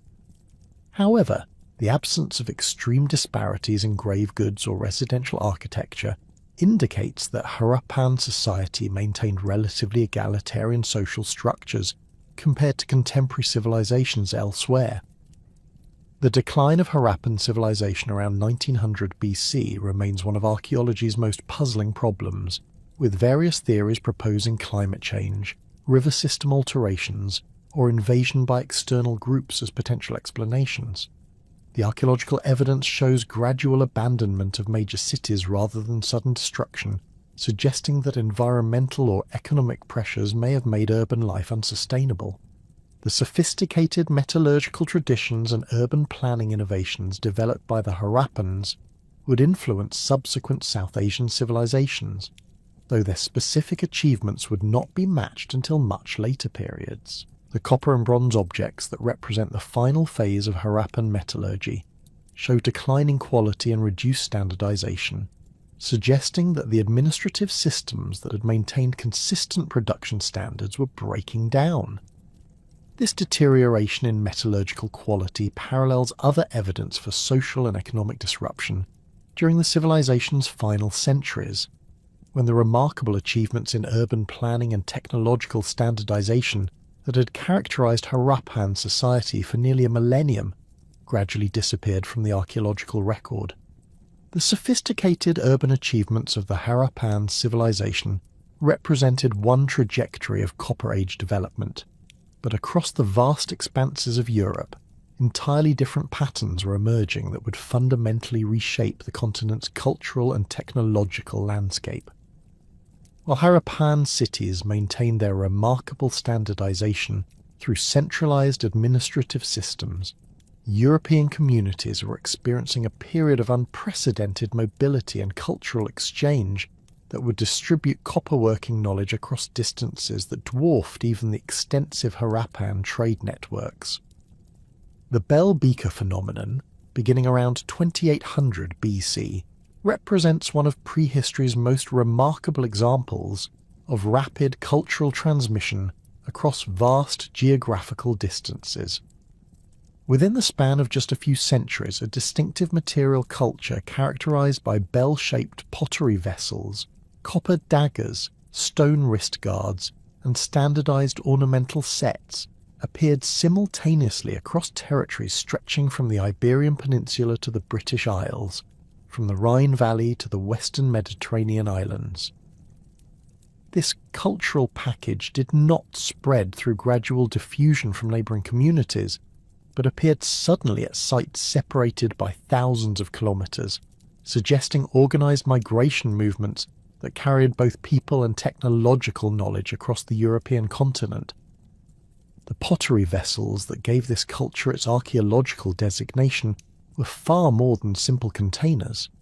These bell-shaped beakers, typically measuring 15-20 centimetres in height, with distinctive inverted profiles and elaborate geometric decorations, required sophisticated ceramic techniques that combined aesthetic refinement with functional efficiency. The decorative patterns, created using comb-like tools before firing, followed standardized motifs that remained remarkably consistent across different regions, while incorporating subtle local variations that suggest individual craftsmen working within established traditions. Chemical analysis of clay sources indicates that these vessels were not trade items manufactured in centralized workshops, but were produced locally by craftsmen who had learned standardized techniques that could be replicated using available materials. The copper objects associated with bell beaker assemblages demonstrate metallurgical capabilities that surpass contemporary European traditions, while maintaining distinctive stylistic characteristics that set them apart from Mediterranean or Near Eastern products. The flat copper daggers found in bell beaker graves typically measured 15 centimetres in length, with tang hafting systems that required precise coordination between metalworkers and handle craftsmen.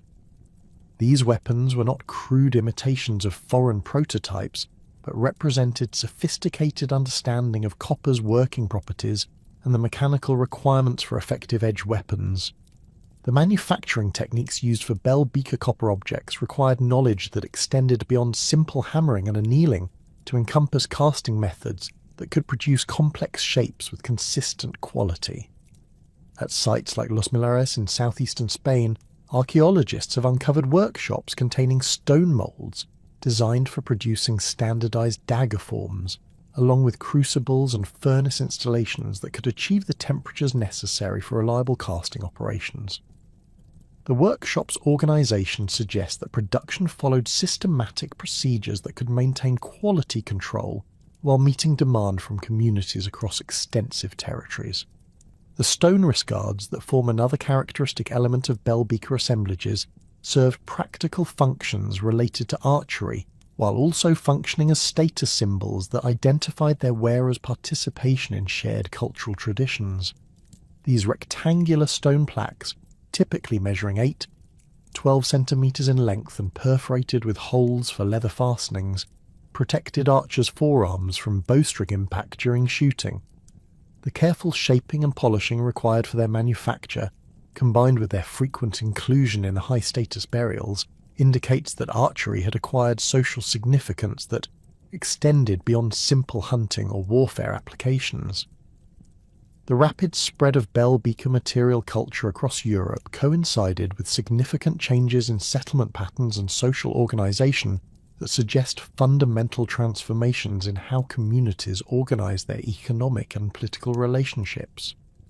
Unlike earlier European cultures that typically maintained stable territorial boundaries over extended periods, bell beaker communities appear to have been highly mobile, establishing new settlements while maintaining connections with distant regions through kinship networks or alliance relationships that could span hundreds of kilometres.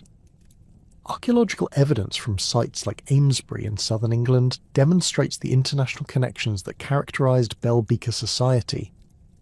The famous Amesbury archer, discovered in 2002, was buried around 2300 BC with an assemblage of over 100 objects, including copper daggers, gold ornaments, stone wrist guards, and pottery vessels that reflected influences from across Europe. Isotope analysis of the individual's teeth indicates that he had grown up in the alpine regions of Central Europe before migrating to Britain, where he was buried with grave goods that demonstrated his elevated status within the local community.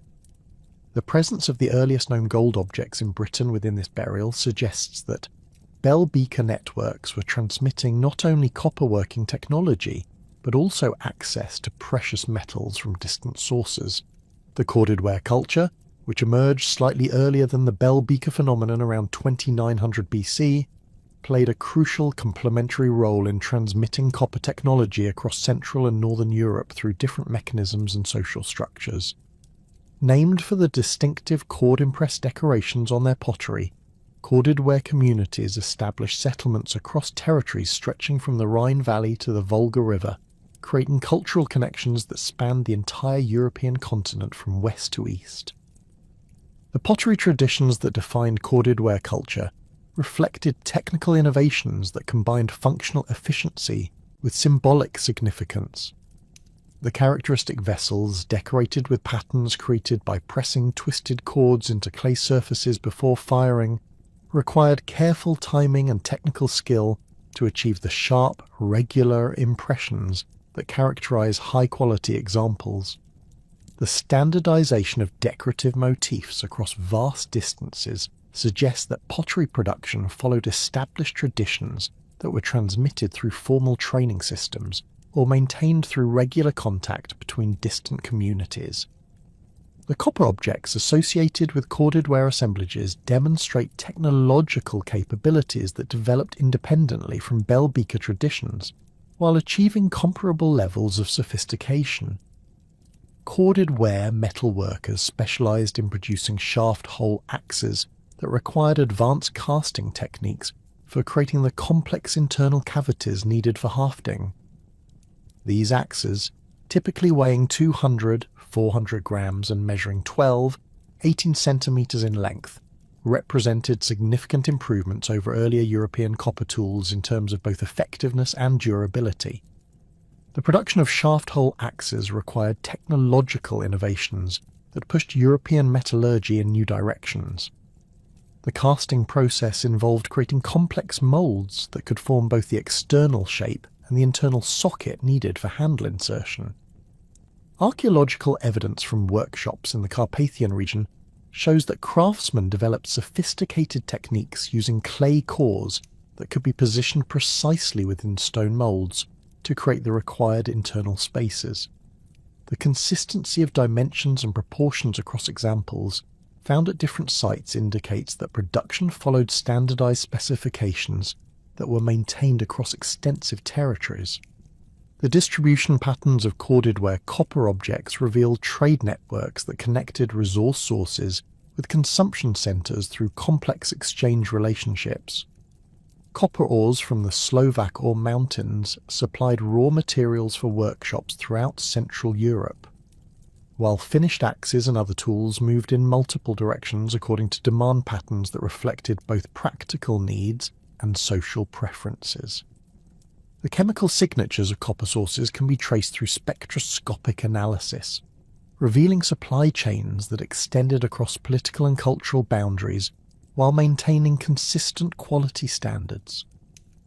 The evidence for cultural exchange between corded ware and bell beaker communities appears in hybrid assemblages that combine elements from both traditions, suggesting that these cultures maintained contact despite their different origins and territorial distributions.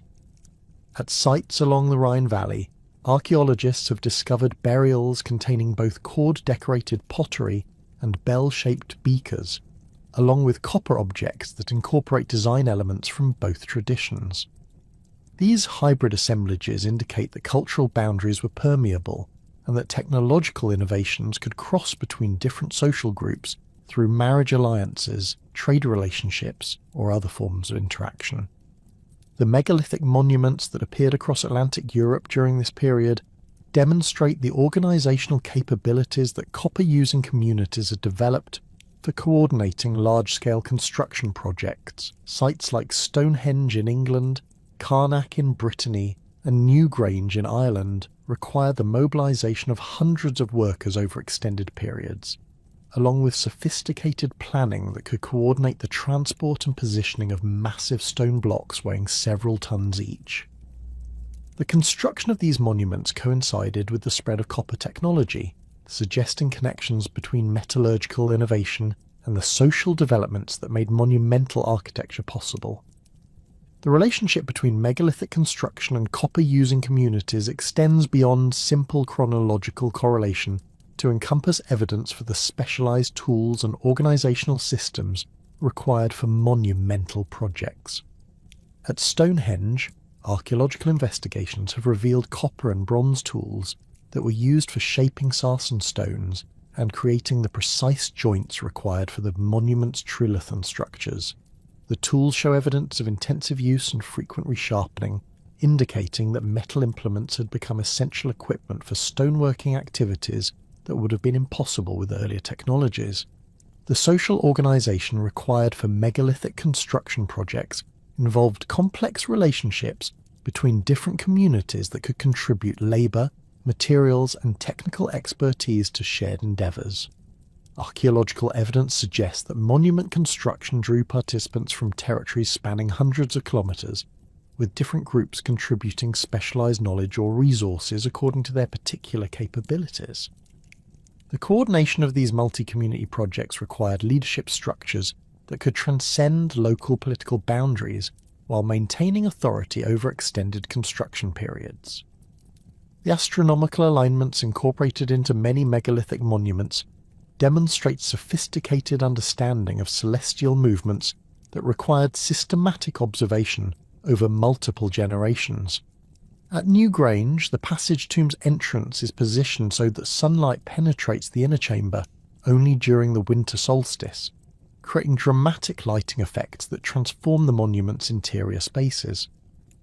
The precision required for achieving these alignments suggests that monument builders possessed advanced mathematical and engineering capabilities that complemented their metallurgical expertise. The burial practices associated with megalithic monuments reveal increasingly complex social hierarchies that reflected the wealth and status differences that copper technology was creating within European communities. The passage graves of Brittany contain elaborate assemblages of copper axes, daggers, and ornaments that demonstrate the enormous resources that elite families could accumulate through their control of metallurgical production and long-distance trade. At Barnenair, one of Europe's earliest megalithic complexes, the burial chambers contained copper objects that had been transported from sources hundreds of kilometres away, indicating that monument builders had access to extensive trade networks. The evidence for social stratification in Copper Age European burials extends beyond simple wealth accumulation to encompass the emergence of warrior elites whose status derived from their military capabilities and control over copper weapons.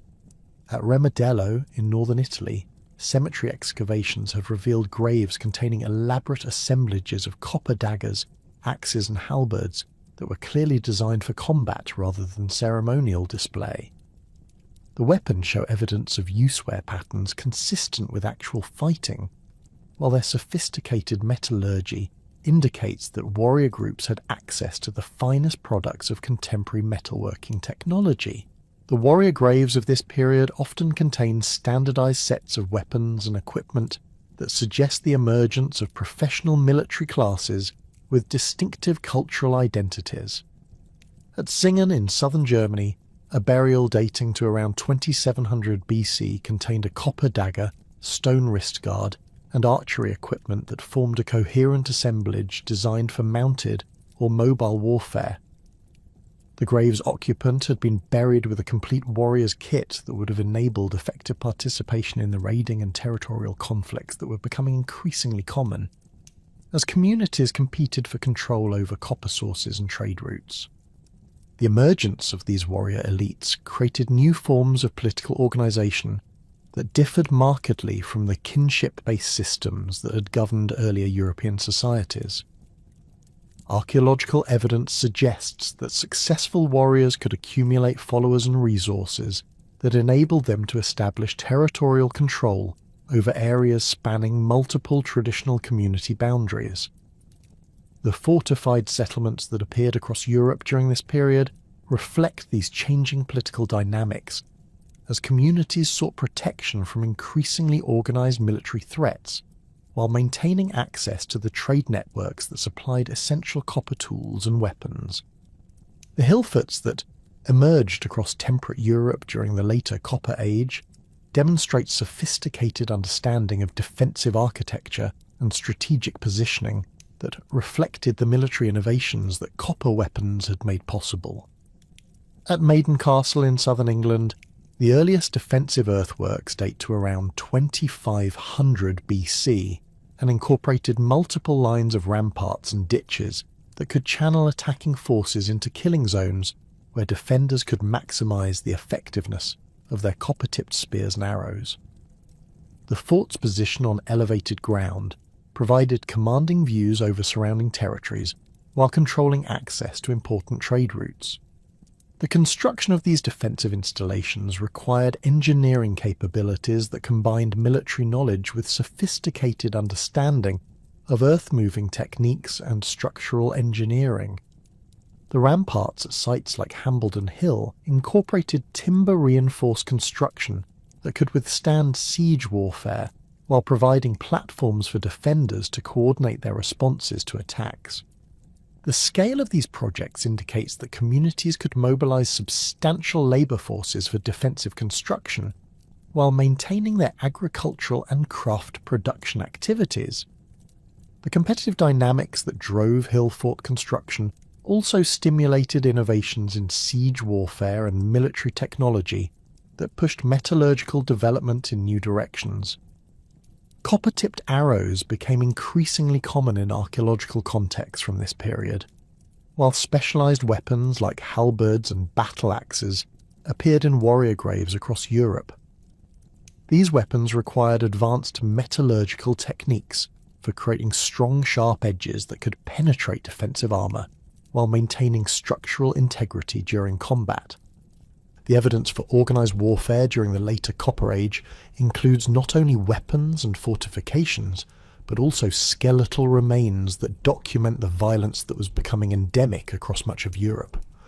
At Talheim in Germany, archaeologists uncovered a mass grave containing the remains of 34 individuals who had been killed by systematic violence using stone axes and arrows.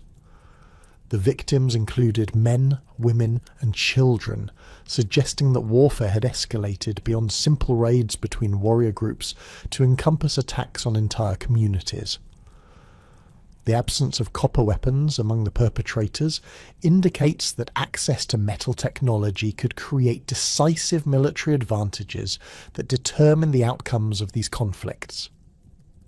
The social changes that accompanied the spread of copper technology across Europe created new forms of cultural identity that transcended traditional kinship and territorial boundaries.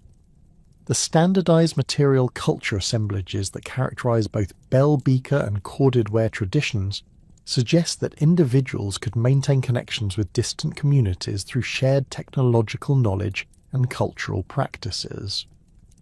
These connections create new possibilities for social mobility, as skilled craftsmen or successful warriors could establish themselves in distant regions while maintaining their cultural identities through material culture traditions. The technological knowledge that enabled copper working required specialized training and access to closely guarded trade secrets that created new forms of social differentiation within European communities. Master metalworkers achieved status and influence that derived from their technical expertise rather than traditional sources of authority like kinship position or agricultural wealth. The concentration of metallurgical knowledge within specialized craft families created hereditary advantages that could be transmitted across generations, contributing to the social stratification that became increasingly pronounced during the later Copper Age. The technological innovations and social transformations that had swept across European communities during the spread of copper working created new pressures and opportunities in the mountainous regions that separated the expanding cultural zones. The Alpine regions, with their rich copper deposits and strategic position controlling trade routes between northern and southern Europe, became focal points for competition that would generate some of the earliest evidence for organised violence in European prehistory. The discovery of Otzi the Iceman in 1991, preserved in glacial ice for over 5 millennia, provides an unprecedented window into the violent realities of life during this transformative period. The man who had become known as Otzi died around 3,300 BC on a high alpine pass at an elevation of 3,210 meters, carrying equipment that reveals the sophisticated technological capabilities and complex social relationships that characterized mountain communities during the Copper Age. His copper-bladed axe, the oldest complete example ever discovered, demonstrates metallurgical expertise that combined advanced casting techniques with innovative hafting systems designed for the specific demands of alpine environments. The axe blade, measuring 9.5 centimeters in length and weighing 224 grams, was cast from copper containing trace amounts of arsenic that enhanced its hardness and durability compared to pure copper implements. Chemical analysis of the copper used in Otzi's axe reveals that the metal originated from ore sources in the Mitterberg region of Austria, approximately 200 kilometers from where his body was discovered. This distance indicates that alpine communities had established trade relationships that could transport finished copper objects across challenging mountain terrain, requiring organized transport systems and established exchange networks that connected different valleys and cultural groups. The axe's sophisticated construction, with its yew-wood handle secured using birch tar adhesive and leather bindings, demonstrates the integration of multiple craft specializations needed to produce effective mountain tools. The circumstances of Otzi's death provide direct evidence for the violent conflicts that were affecting alpine communities during this period. An arrowhead embedded in his left shoulder, fired from below and behind, indicates that he was fleeing uphill when struck by his pursuer. The wound would have severed major blood vessels, causing rapid blood loss that led to his collapse and death on the mountain pass. The position of the arrow and the trajectory of the shot suggest that his attacker was an experienced archer, familiar with mountain warfare tactics, capable of making accurate shots under difficult conditions while pursuing a fleeing target across rough terrain. The equipment carried by Otzi reveals preparations for extended travel through dangerous territory, suggesting that mountain journeys during this period required careful planning and defensive capabilities. His unfinished bow, carved from yew wood but lacking the final shaping needed for use, indicates that he was in the process of replacing damaged equipment, possibly after earlier encounters with hostile groups. The 14 arrows in his quiver, only 2 of which were completed with flint points and feathers, suggest that he had been involved in combat that depleted his ammunition supplies. The sophisticated construction of Otzi's equipment demonstrates the technological capabilities that alpine communities had developed for surviving in harsh mountain environments, while maintaining the mobility needed for trade and warfare. His leather shoes, stuffed with grass for insulation, were designed for traversing snow and ice, while providing protection against sharp rocks and cold temperatures. The bearskin cap and leather leggings offered protection from wind and precipitation, while his grass cloak provided additional insulation that could be quickly shed if rapid movement became necessary. The copper knife found with Otzi's body represents another example of alpine metallurgical sophistication, with a blade measuring 6.5 centimeters in length attached to an ashwood handle using plant fiber bindings. The knife's design reflects the specific requirements of mountain life, where cutting tools needed to serve multiple functions including food preparation, equipment maintenance and emergency defense. The blade shows evidence of frequent resharpening, indicating that it had seen extensive use before Otzi's final journey. The presence of tattoos on Otzi's body, created by rubbing charcoal into small incisions, provides evidence for medical practices that alpine communities had developed to treat the injuries and chronic conditions associated with mountain warfare and harsh living conditions. The 61 tattoos, positioned primarily over acupuncture points, corresponding to areas of arthritis and joint stress, suggest that mountain peoples had developed sophisticated understanding of pain management techniques that combined empirical medical knowledge with spiritual or ritual practices.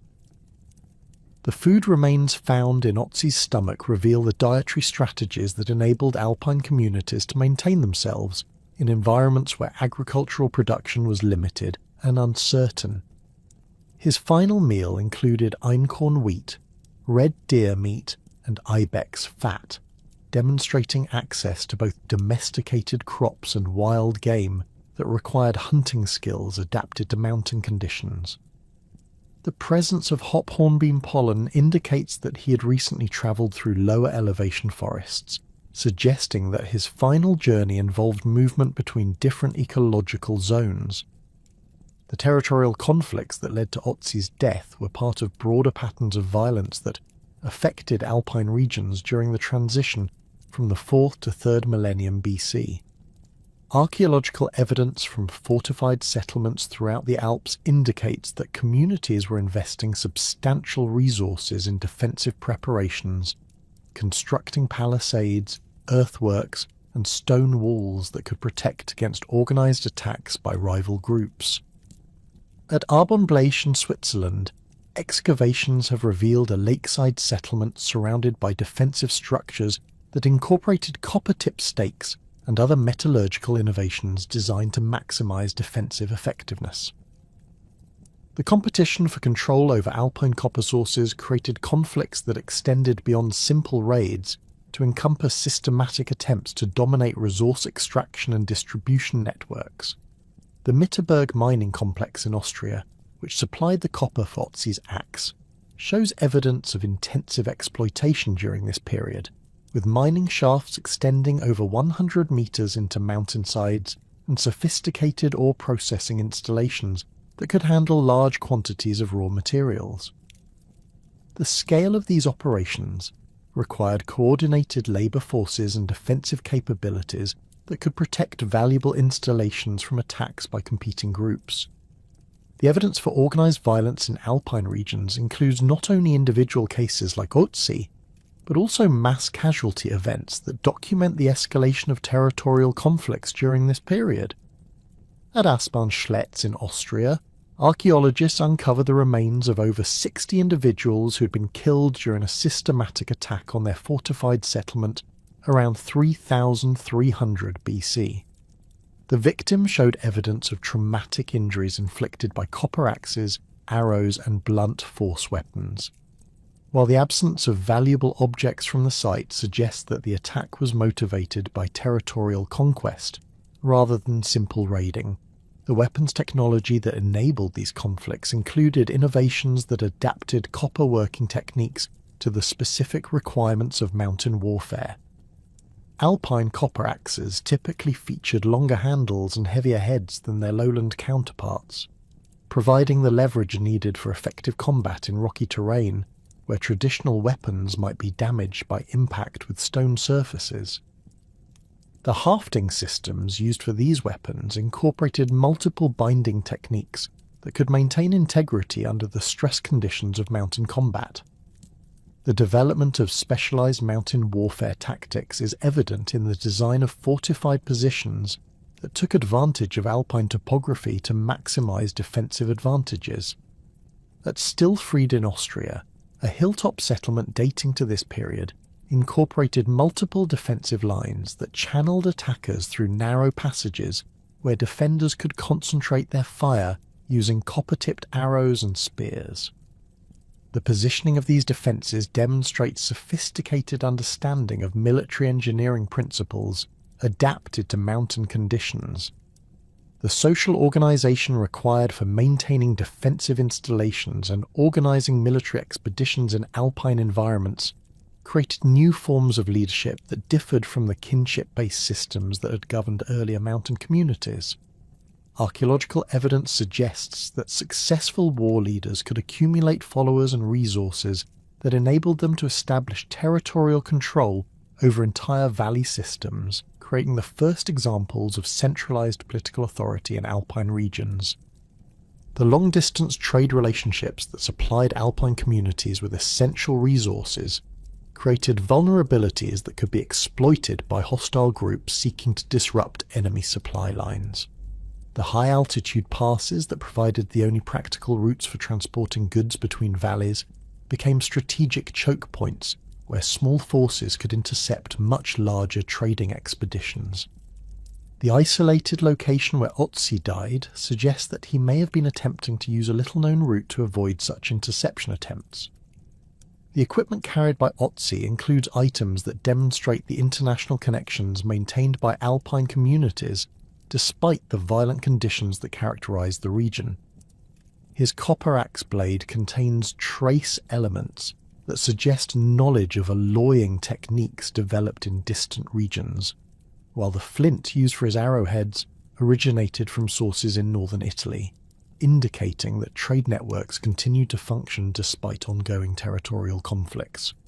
The preservation conditions that maintained Otzi's body and equipment for over 5 millennia have provided archaeologists with unprecedented insights into the material culture and technological capabilities of Copper Age alpine communities. The organic materials that rarely survive in normal archaeological contexts, including leather, wood, grass, and plant fibers, reveal the sophisticated understanding of natural resources that enabled mountain peoples to create effective equipment using locally available materials. The birch fungus carried by Otzi, known for its medicinal properties, indicates that alpine communities had developed pharmaceutical knowledge that could treat the infections and digestive problems that were common in mountain environments where sanitation was difficult to maintain. The presence of these materials suggests that mountain travellers carried medical supplies that could address common health problems during extended journeys through dangerous territory. The evidence for territorial boundaries in alpine regions during this period comes from the distribution patterns of distinctive artifact styles and the positioning of fortified settlements that controlled access to specific valleys or resource areas. The copper objects found at different sites show regional variations in design and manufacturing techniques that suggest the existence of distinct cultural territories, while the locations of defensive installations indicate systematic attempts to control movement through strategic mountain passes. The impact of climate fluctuations on alpine communities during this period created additional pressures that intensified competition for the limited agricultural areas that could support permanent settlements. Paleoclimatic evidence indicates that temperatures were beginning to decline from the warmer conditions that had characterized earlier periods, reducing the elevation limits for agriculture and forcing communities to compete for access to the most productive valley floors. These environmental pressures contributed to the territorial conflicts that made mountain travel increasingly dangerous. The technological innovations that emerged from alpine warfare included improvements in archery equipment that enhanced accuracy and range under mountain conditions. The composite bow technology that was developing during this period allowed archers to achieve greater power and precision than was possible with simple wooden bows, while specialized arrowhead designs optimized penetration against leather armor and wooden shields. These innovations would later spread to lowland regions through the trade networks that connected alpine communities with broader European cultural developments. The evidence for systematic violence in alpine regions during Otzi's lifetime indicates that copper technology had transformed mountain warfare from sporadic raiding to organized territorial conquest. The weapons and fortifications that characterize this period demonstrate sophisticated understanding of military engineering and tactical planning that enabled small mountain communities to project power across extensive territories while defending their own strategic positions against increasingly well-organized enemies. The violent mountain conflicts that claimed Otzi's life represented only one facet of the broader transformations reshaping European society during the late 4th and early 3rd millennia BC. While alpine communities struggled for control over strategic passes and copper sources, the Iberian Peninsula was witnessing the emergence of some of Europe's most sophisticated prehistoric settlements, characterized by architectural innovations and metallurgical achievements that would establish new standards for defensive construction and technological development across the Western Mediterranean. The Los Milers culture, centred in the arid landscapes of southeastern Spain, developed between approximately 3200 and 2200 BC into one of Europe's most complex prehistoric societies.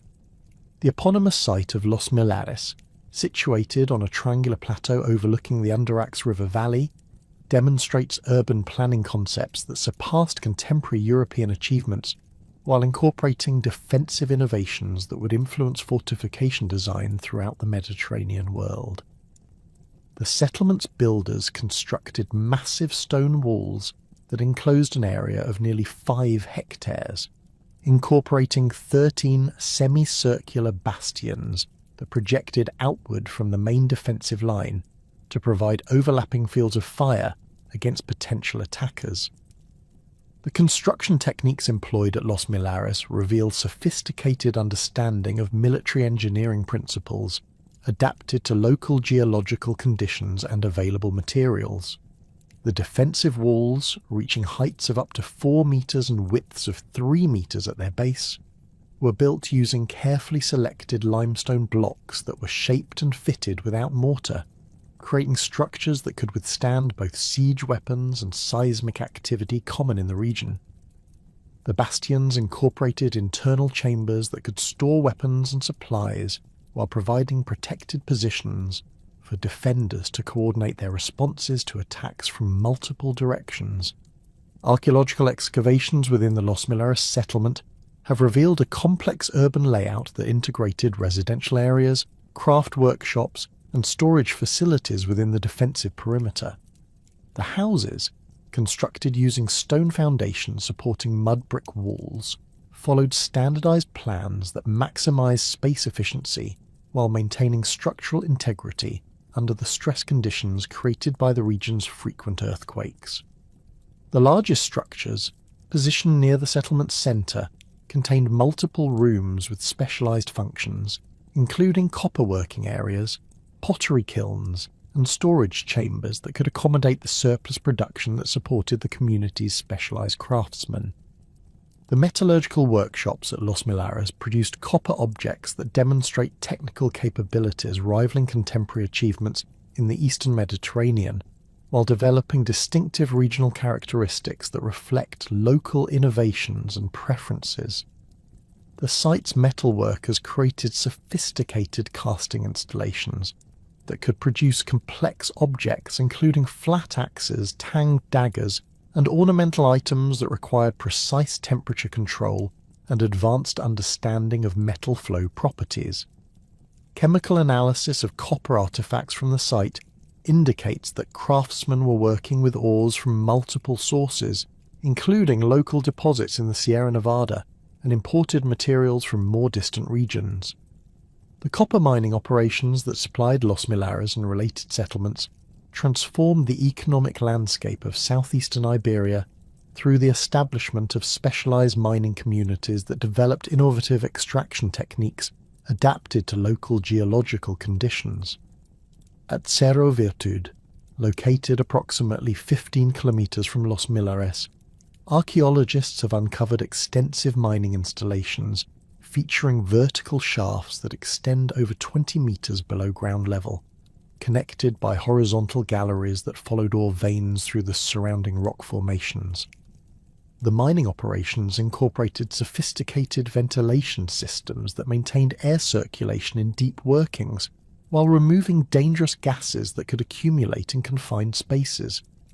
The organisation of these mining operations required administrative capabilities that could coordinate activities across multiple sites, while maintaining quality control standards that ensured consistent ore grades and processing efficiency. Archaeological evidence indicates that mining communities established permanent settlements near major extraction sites, complete with residential areas, workshops for tool production and maintenance, and storage facilities for processed ores awaiting transport to manufacturing centres. The presence of standardised copper ingots at these sites suggests that mining operations followed established procedures for ore processing and quality assessment that enabled systematic distribution to different workshops and trading partners. The technological innovations developed by Iberian miners included improvements in shaft construction techniques that enabled deeper excavation while maintaining structural stability in challenging geological conditions. The timber support systems found in Los Milars period mines incorporate sophisticated joinery techniques that distributed structural loads effectively while allowing for the expansion and contraction that occurred as wood aged and dried. These support systems required coordinated efforts between miners, carpenters, and engineers who could assess geological conditions and design appropriate structural solutions for specific excavation challenges. The evidence for specialized mining communities extends beyond simple extraction activities to encompass the development of distinct cultural identities that reflected the unique social and economic conditions created by intensive resource exploitation. Cemetery excavations near major mining sites have revealed burial practices that differed markedly from contemporary agricultural communities, with grave goods emphasizing copper tools, mining equipment, and ornamental objects that demonstrated the deceased's participation in metallurgical activities. The presence of copper objects in children's graves suggests that mining expertise was transmitted through family lineages that maintained control over specific technical knowledge and resource access rights. The warrior elites that emerged within Los Milars society developed military capabilities that reflected both the wealth generated by copper production and the defensive requirements created by competition for control over mining territories and trade routes. Elite burials from the site contain elaborate assemblages of copper weapons, including daggers with ivory handles, ceremonial axes with decorative elements, and archery equipment that demonstrates the integration of metallurgical innovation with military technology. The weapons show evidence of actual combat use alongside their ceremonial functions, indicating that Los Milars elites were active participants in the territorial conflicts that characterized the period. The fortification systems that protected Los Milars and related settlements incorporated defensive innovations that responded to evolving military technologies and tactical approaches developed by competing groups throughout the region. The outer defensive line, located approximately 650 meters from the main settlement, consisted of a series of small circular forts positioned to control access routes while providing early warning of approaching enemies. These outposts connected to the main settlement through a sophisticated communication system using signal fires and horn calls, enabled defenders to coordinate their responses to attacks while maintaining control over the surrounding agricultural areas that supplied the community's food requirements. The architectural techniques employed in Los Milars fortifications demonstrate knowledge of defensive engineering principles that had been developed through practical experience with siege warfare and assault tactics. The bastions incorporated features that maximized the effectiveness of copper-tipped arrows and spears while minimizing the exposure of defenders to enemy fire. The internal layout of defensive positions included protected storage areas for weapons and ammunition, while communication passages allowed rapid movement of personnel between different sections of the fortification system during combat situations.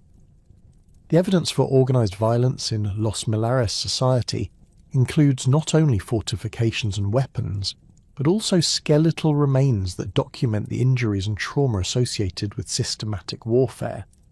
Burials from the site contain individuals with healed fractures, embedded arrowheads, and other injuries consistent with participation in organized combat, while mass graves suggest episodes of intensive conflict that resulted in significant casualties. The distribution of these injuries across different age groups and social classes indicates that warfare affected entire communities rather than being limited to specialized warrior groups. The trade networks that connected Los Milars with communities throughout the Western Mediterranean created commercial relationships that extended far beyond simple resource exchange to encompass cultural transmission and technological diffusion across vast distances. Archaeological evidence indicates that Los Milars merchants maintained regular contact with communities in North Africa, establishing trading posts and commercial relationships that facilitated the exchange of copper objects, ivory, ostrich eggshells, and other luxury materials that enhanced the status and wealth of Iberian elites. The North African connections maintained by Los Mileras communities are documented through the presence of African materials in Iberian archaeological contexts and the appearance of Iberian-style objects at sites along the Mediterranean coast of Africa. At Taforalt in Morocco, excavations have revealed copper objects that display manufacturing techniques and stylistic characteristics consistent with Iberian production, while ivory objects found at Los Mileras show carving techniques that reflect African artistic traditions. These exchanges required organised trading expeditions that could navigate the challenging waters of the Strait of Gibraltar while maintaining commercial relationships across cultural and linguistic boundaries. The maritime capabilities that enabled these long-distance trading relationships included innovations in boat construction and navigation techniques that allowed Iberian communities to undertake regular voyages across open water to destinations hundreds of kilometres from their home territories. Archaeological evidence for these maritime activities comes from coastal settlements that feature harbour installations, boat-building workshops, and storage facilities designed for handling seaborne cargoes. The presence of standardised weights and measures at these sites indicates that maritime trade followed established procedures that could ensure fair exchanges and quality control across different cultural contexts. The development of these maritime trading networks required technological innovations that extended beyond simple boat construction to encompass navigation techniques, cargo handling systems, and diplomatic protocols that could facilitate commercial relationships with distant communities. The boats used for Mediterranean trade during this period, reconstructed from fragmentary archaeological remains and ethnographic parallels, typically measured 15 metres in length and featured shallow drafts that enabled navigation in both open waters and coastal shallows where trading activities often took place. The social complexity that characterised Los Mileras society is evident in the elaborate burial practices that developed during the culture's florescence, reflecting increasing social stratification and the concentration of wealth and power within elite lineages. The famous collective tombs, constructed using massive stone slabs arranged in circular chambers covered by earthen mounds, contained hundreds of individuals buried with grave goods that demonstrate the enormous resources that successful families could accumulate through their control of metallurgical production and long-distance trade. The Tholos tombs that represent the most sophisticated examples of Los Mileras mortuary architecture required engineering capabilities that combined architectural knowledge with sophisticated understanding of structural mechanics and geological conditions.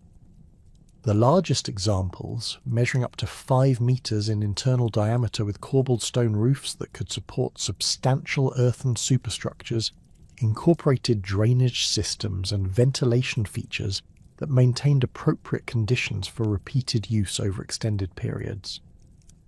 The construction of these monuments required coordinated labour efforts, involving skilled stonemasons, engineers, and workers who could transport and position massive stone blocks weighing several tons each.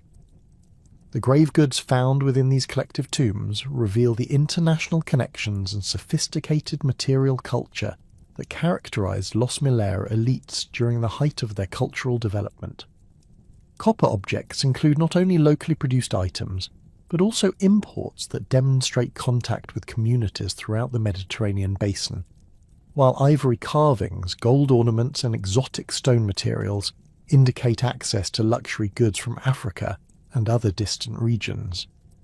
The presence of specialized tools including copper saws, chisels, and drilling equipment suggests that tomb construction and maintenance required technical expertise that was concentrated within specific craft lineages.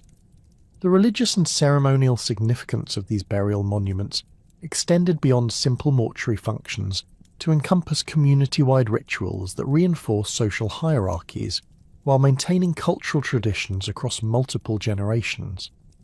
Archaeological evidence indicates that the tombs were reopened periodically for additional burials and ritual activities that involved the manipulation of ancestral remains and the deposition of new grave goods. These practices created connections between living communities and their ancestors, while demonstrating the continuity of elite lineages that maintained control over essential resources and technical knowledge. The agricultural foundations that supported Los Millares society included innovations in farming techniques and crop varieties that maximised productivity in the challenging environmental conditions of southeastern Iberia. The region's arid climate and irregular precipitation patterns required irrigation systems and water management techniques that could capture and distribute the limited available moisture while preventing soil salinization and erosion. Archaeological evidence indicates that Los Millares communities developed sophisticated understanding of soil management, crop rotation, and selective breeding that enabled them to achieve agricultural surpluses sufficient to support their specialized craftsmen and trading activities. The environmental challenges that affected Los Millares communities included not only the natural limitations imposed by climate and topography, but also the human-induced changes that resulted from intensive mining operations and deforestation associated with copper smelting activities. The fuel requirements for metallurgical production placed enormous demands on regional forest resources, necessitating the transport of wood and charcoal from increasingly distant sources as local supplies became depleted. These environmental pressures contributed to the competitive dynamics that characterized relationships between different communities, while creating vulnerabilities that could be exploited by enemies seeking to disrupt essential resource supplies. The decline of Los Millares culture around 2200 BC coincided with broader changes affecting communities throughout the Western Mediterranean, including climate fluctuations that reduced agricultural productivity and intensified competition for control over the most productive territories. Archaeological evidence indicates that many Los Millares settlements were abandoned during this period, with populations either dispersing to smaller communities or migrating to regions that offered better opportunities for agricultural and metallurgical activities. The sophisticated fortification systems and urban planning innovations that had characterized the culture's florescence were not maintained by successor communities, suggesting that the social and economic systems that had supported these achievements had collapsed or been fundamentally transformed. The technological legacy of Los Millares culture extended far beyond the immediate region to influence metallurgical development and defensive architecture throughout Atlantic Europe and the Western Mediterranean. The innovations in copperworking, fortification design, and urban planning that characterized the culture provided models that would be adapted and modified by subsequent communities as they developed their own responses to the challenges and opportunities created by expanding trade networks and intensifying territorial competition. The sophisticated achievements of Los Millares culture represented the culmination of over 2 millennia of copperworking innovation across Europe and the Mediterranean. But by 2200 BC, the environmental and social pressures that had driven these developments were creating conditions that would fundamentally transform metallurgical technology and reshape ancient societies. The discovery of tin-bronze alloys, which had been developing gradually through experimental additions of various metals to copper, was reaching a critical threshold where the superior properties of bronze would begin to revolutionize both military technology and everyday tool production across the ancient world. The earliest systematic production of tin bronze appears in the archaeological record around 2500 BC at sites scattered across Anatolia and the eastern Mediterranean, where metalworkers had been experimenting with various additives to copper for centuries. Unlike the arsenic-copper alloys that had dominated earlier periods, tin bronze offered consistent properties that could be reliably reproduced, provided craftsmen had access to tin sources and understood the precise ratios needed for optimal performance. At Kultepe in central Anatolia, workshops dating to this period contained crucibles with residues showing tin concentrations of 8–12%, the optimal range for producing bronze that combined maximum hardness with workability for complex casting operations. The technical advantages of tin bronze over pure copper were immediately apparent to craftsmen who gained access to the new technology. Bronze tools maintained sharper edges for extended periods, resisted corrosion more effectively than copper, and could be cast into more complex shapes without the brittleness problems that had limited earlier alloy experiments. At Troy II, dating to approximately 2400 BC, archaeologists have uncovered bronze weapons that demonstrate sophisticated understanding of alloy composition, with different tin percentages optimized for specific applications. Sword blades contained higher tin concentrations for maximum hardness, while handles and decorative elements used lower percentages that maintained the malleability needed for detailed finishing work.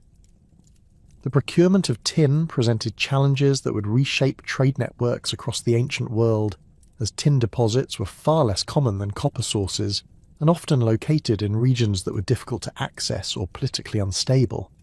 The primary tin sources available to ancient metalworkers included deposits in Cornwall, Bohemia, and Central Asia, requiring trade relationships that spanned thousands of kilometers and crossed multiple cultural and political boundaries.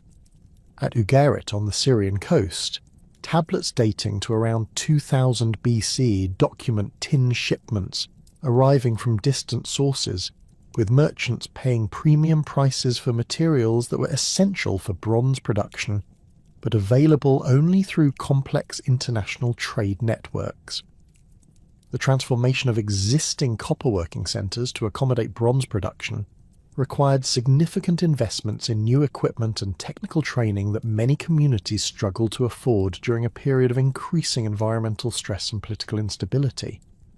The higher temperatures needed for reliable bronze casting demanded improved furnace designs and more sophisticated bellows systems, while the precise control required for optimal alloy composition necessitated standardized measurement techniques and quality control procedures that exceeded the capabilities of many traditional workshops. At Mycenae in Greece, the transition to bronze production is documented through successive workshop levels that show gradual improvements in furnace construction and the appearance of standardized ingot forms that facilitated consistent alloy production. The social implications of bronze technology extended far beyond simple improvements in tool quality to encompass fundamental changes in military organization and political power structures throughout the ancient world. Bronze weapons provided decisive advantages in combat situations, as bronze swords could penetrate leather armor that had been effective against copper weapons, while bronze-tipped arrows achieved greater range and accuracy than their copper predecessors. The communities that gained early access to bronze technology could establish military dominance over their neighbours, creating incentives for territorial expansion and political consolidation that would characterize the early Bronze Age across multiple regions. The evidence for this military transformation appears in destruction layers at numerous Copper Age sites throughout Europe and the Mediterranean, where archaeological contexts dating to around 2200 to 2000 BC contain bronze weapons, alongside evidence of violent conflict and settlement abandonment. At Lerna in Greece, the famous House of the Tiles was destroyed around 2200 BC in a conflagration that left bronze arrowheads embedded in the building's walls, while similar destruction episodes at sites throughout the Aegean suggest coordinated military campaigns that exploited the advantages provided by superior bronze weaponry. The population movements that accompanied these technological and military changes included both voluntary migration seeking access to tin sources and trade routes, and involuntary displacements caused by military conquests and environmental pressures that made traditional territories unsustainable. The Belgica culture, which had spread copper working technology across Atlantic Europe during the previous centuries, began to fragment around 2300 BC as communities adapted to changing conditions through different strategies. Some groups intensified their participation in long-distance trade networks to maintain access to tin supplies, while others developed local alternatives or reverted to simpler technologies that could be sustained using available resources. The Indo-European language dispersals that many linguists associate with this period may have been facilitated by the military advantages that bronze technology provided to expanding populations. Archaeological evidence suggests that groups possessing bronze weapons and horse-drawn vehicles could project military power across vast distances, establishing political control over territories that had previously been defended successfully by copper-using communities. At Sintashta in the Ural steppes, fortified settlements dating to around 2100 BC contained bronze weapons, horse burials, and spoke-wheeled chariots that represent some of the earliest evidence for the military innovations that would characterize Indo-European expansion across Eurasia. The horse domestication that reached full development during this transition period created new possibilities for both military organization and long-distance trade that would prove crucial for maintaining the supply networks needed for bronze production. Unlike cattle or sheep, horses could carry riders across vast distances while maintaining speeds that enabled rapid communication and coordination between distant communities.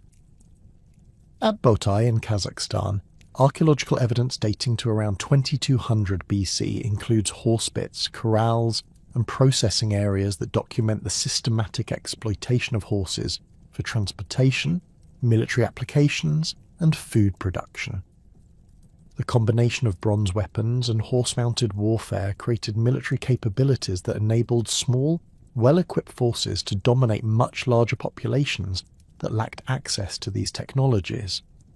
The archaeological evidence for this transformation includes the appearance of warrior graves throughout Europe and Western Asia that contain standardized assemblages of bronze weapons, horse equipment, and prestige objects that reflect the emergence of professional military elites.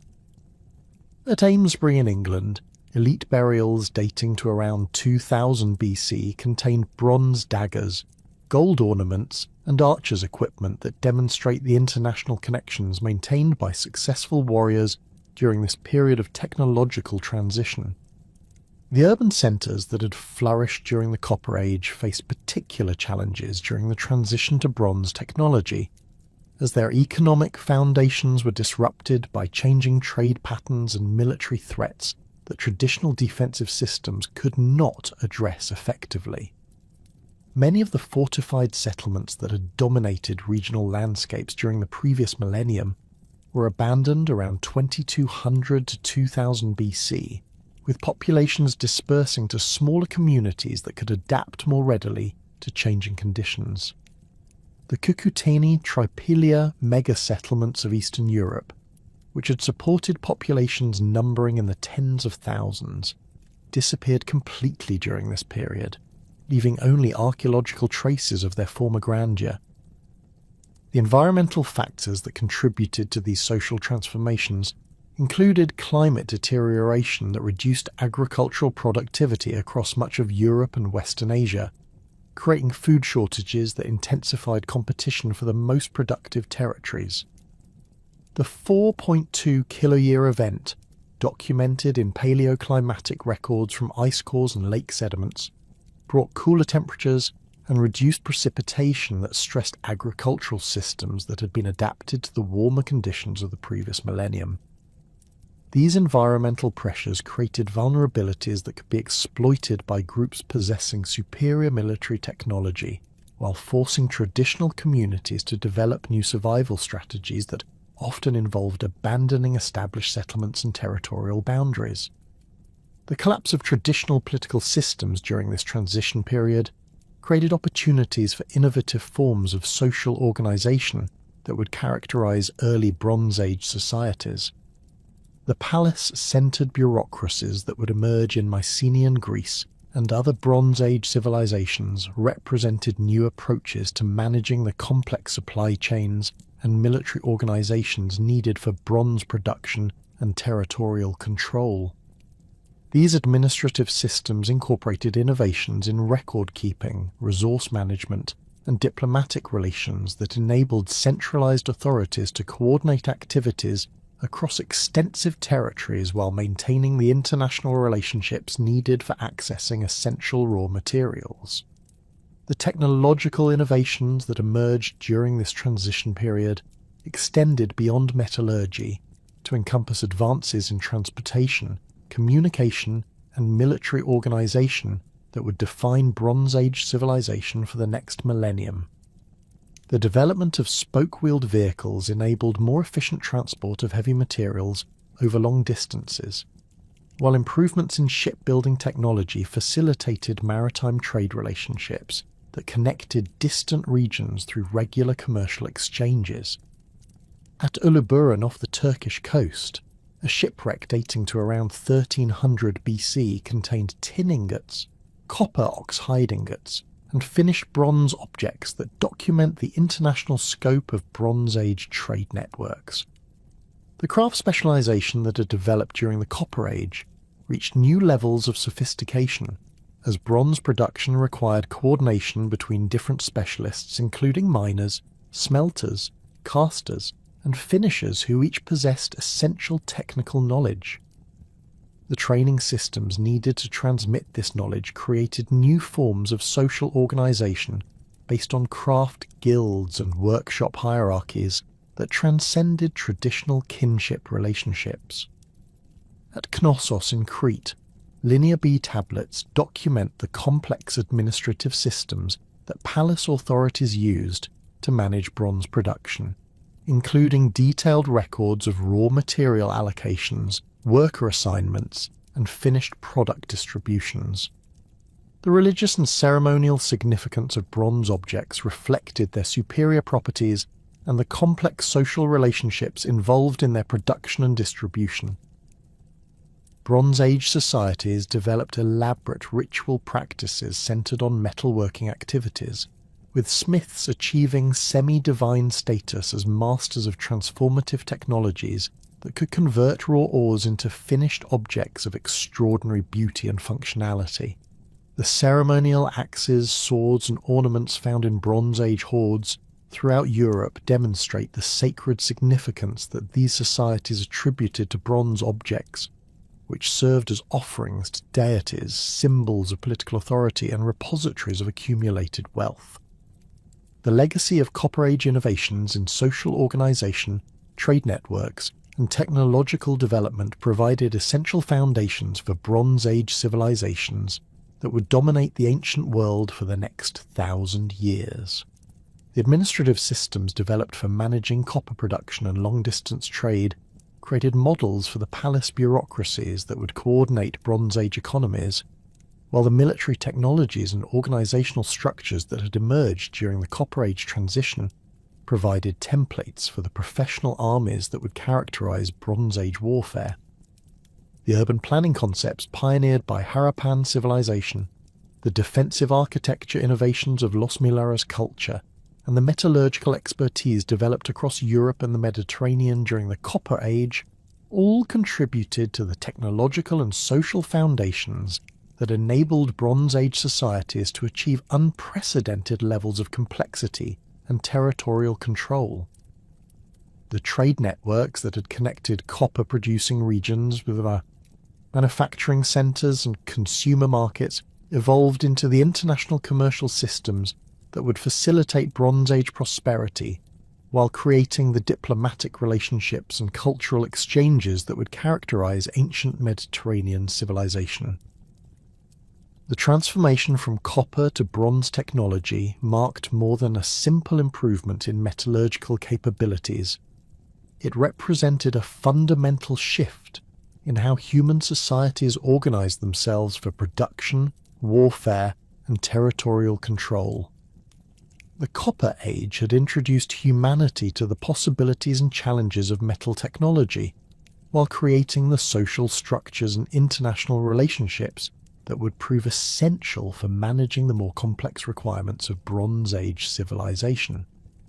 The innovations in mining, smelting, casting and alloying that had developed over 2 millennia of copperworking provided the technical foundation for bronze production, while the trade networks, administrative systems and military organisations that had emerged during the Copper Age created the institutional framework that would enable Bronze Age societies to exploit the full potential of their superior metallurgical capabilities. As the 3rd millennium BC drew to a close, the ancient world stood transformed by the revolutionary changes that copper technology had initiated. The small-scale farming communities that had first experimented with native copper nuggets had evolved into complex societies capable of coordinating activities across vast territories while maintaining the international relationships needed for accessing essential resources and markets. The legacy of these Copper Age innovations would influence human development for millennia to come, establishing patterns of technological innovation, social organisation, and international cooperation that would shape the course of ancient history and provide enduring models for human achievement in the face of environmental challenges and competitive pressures.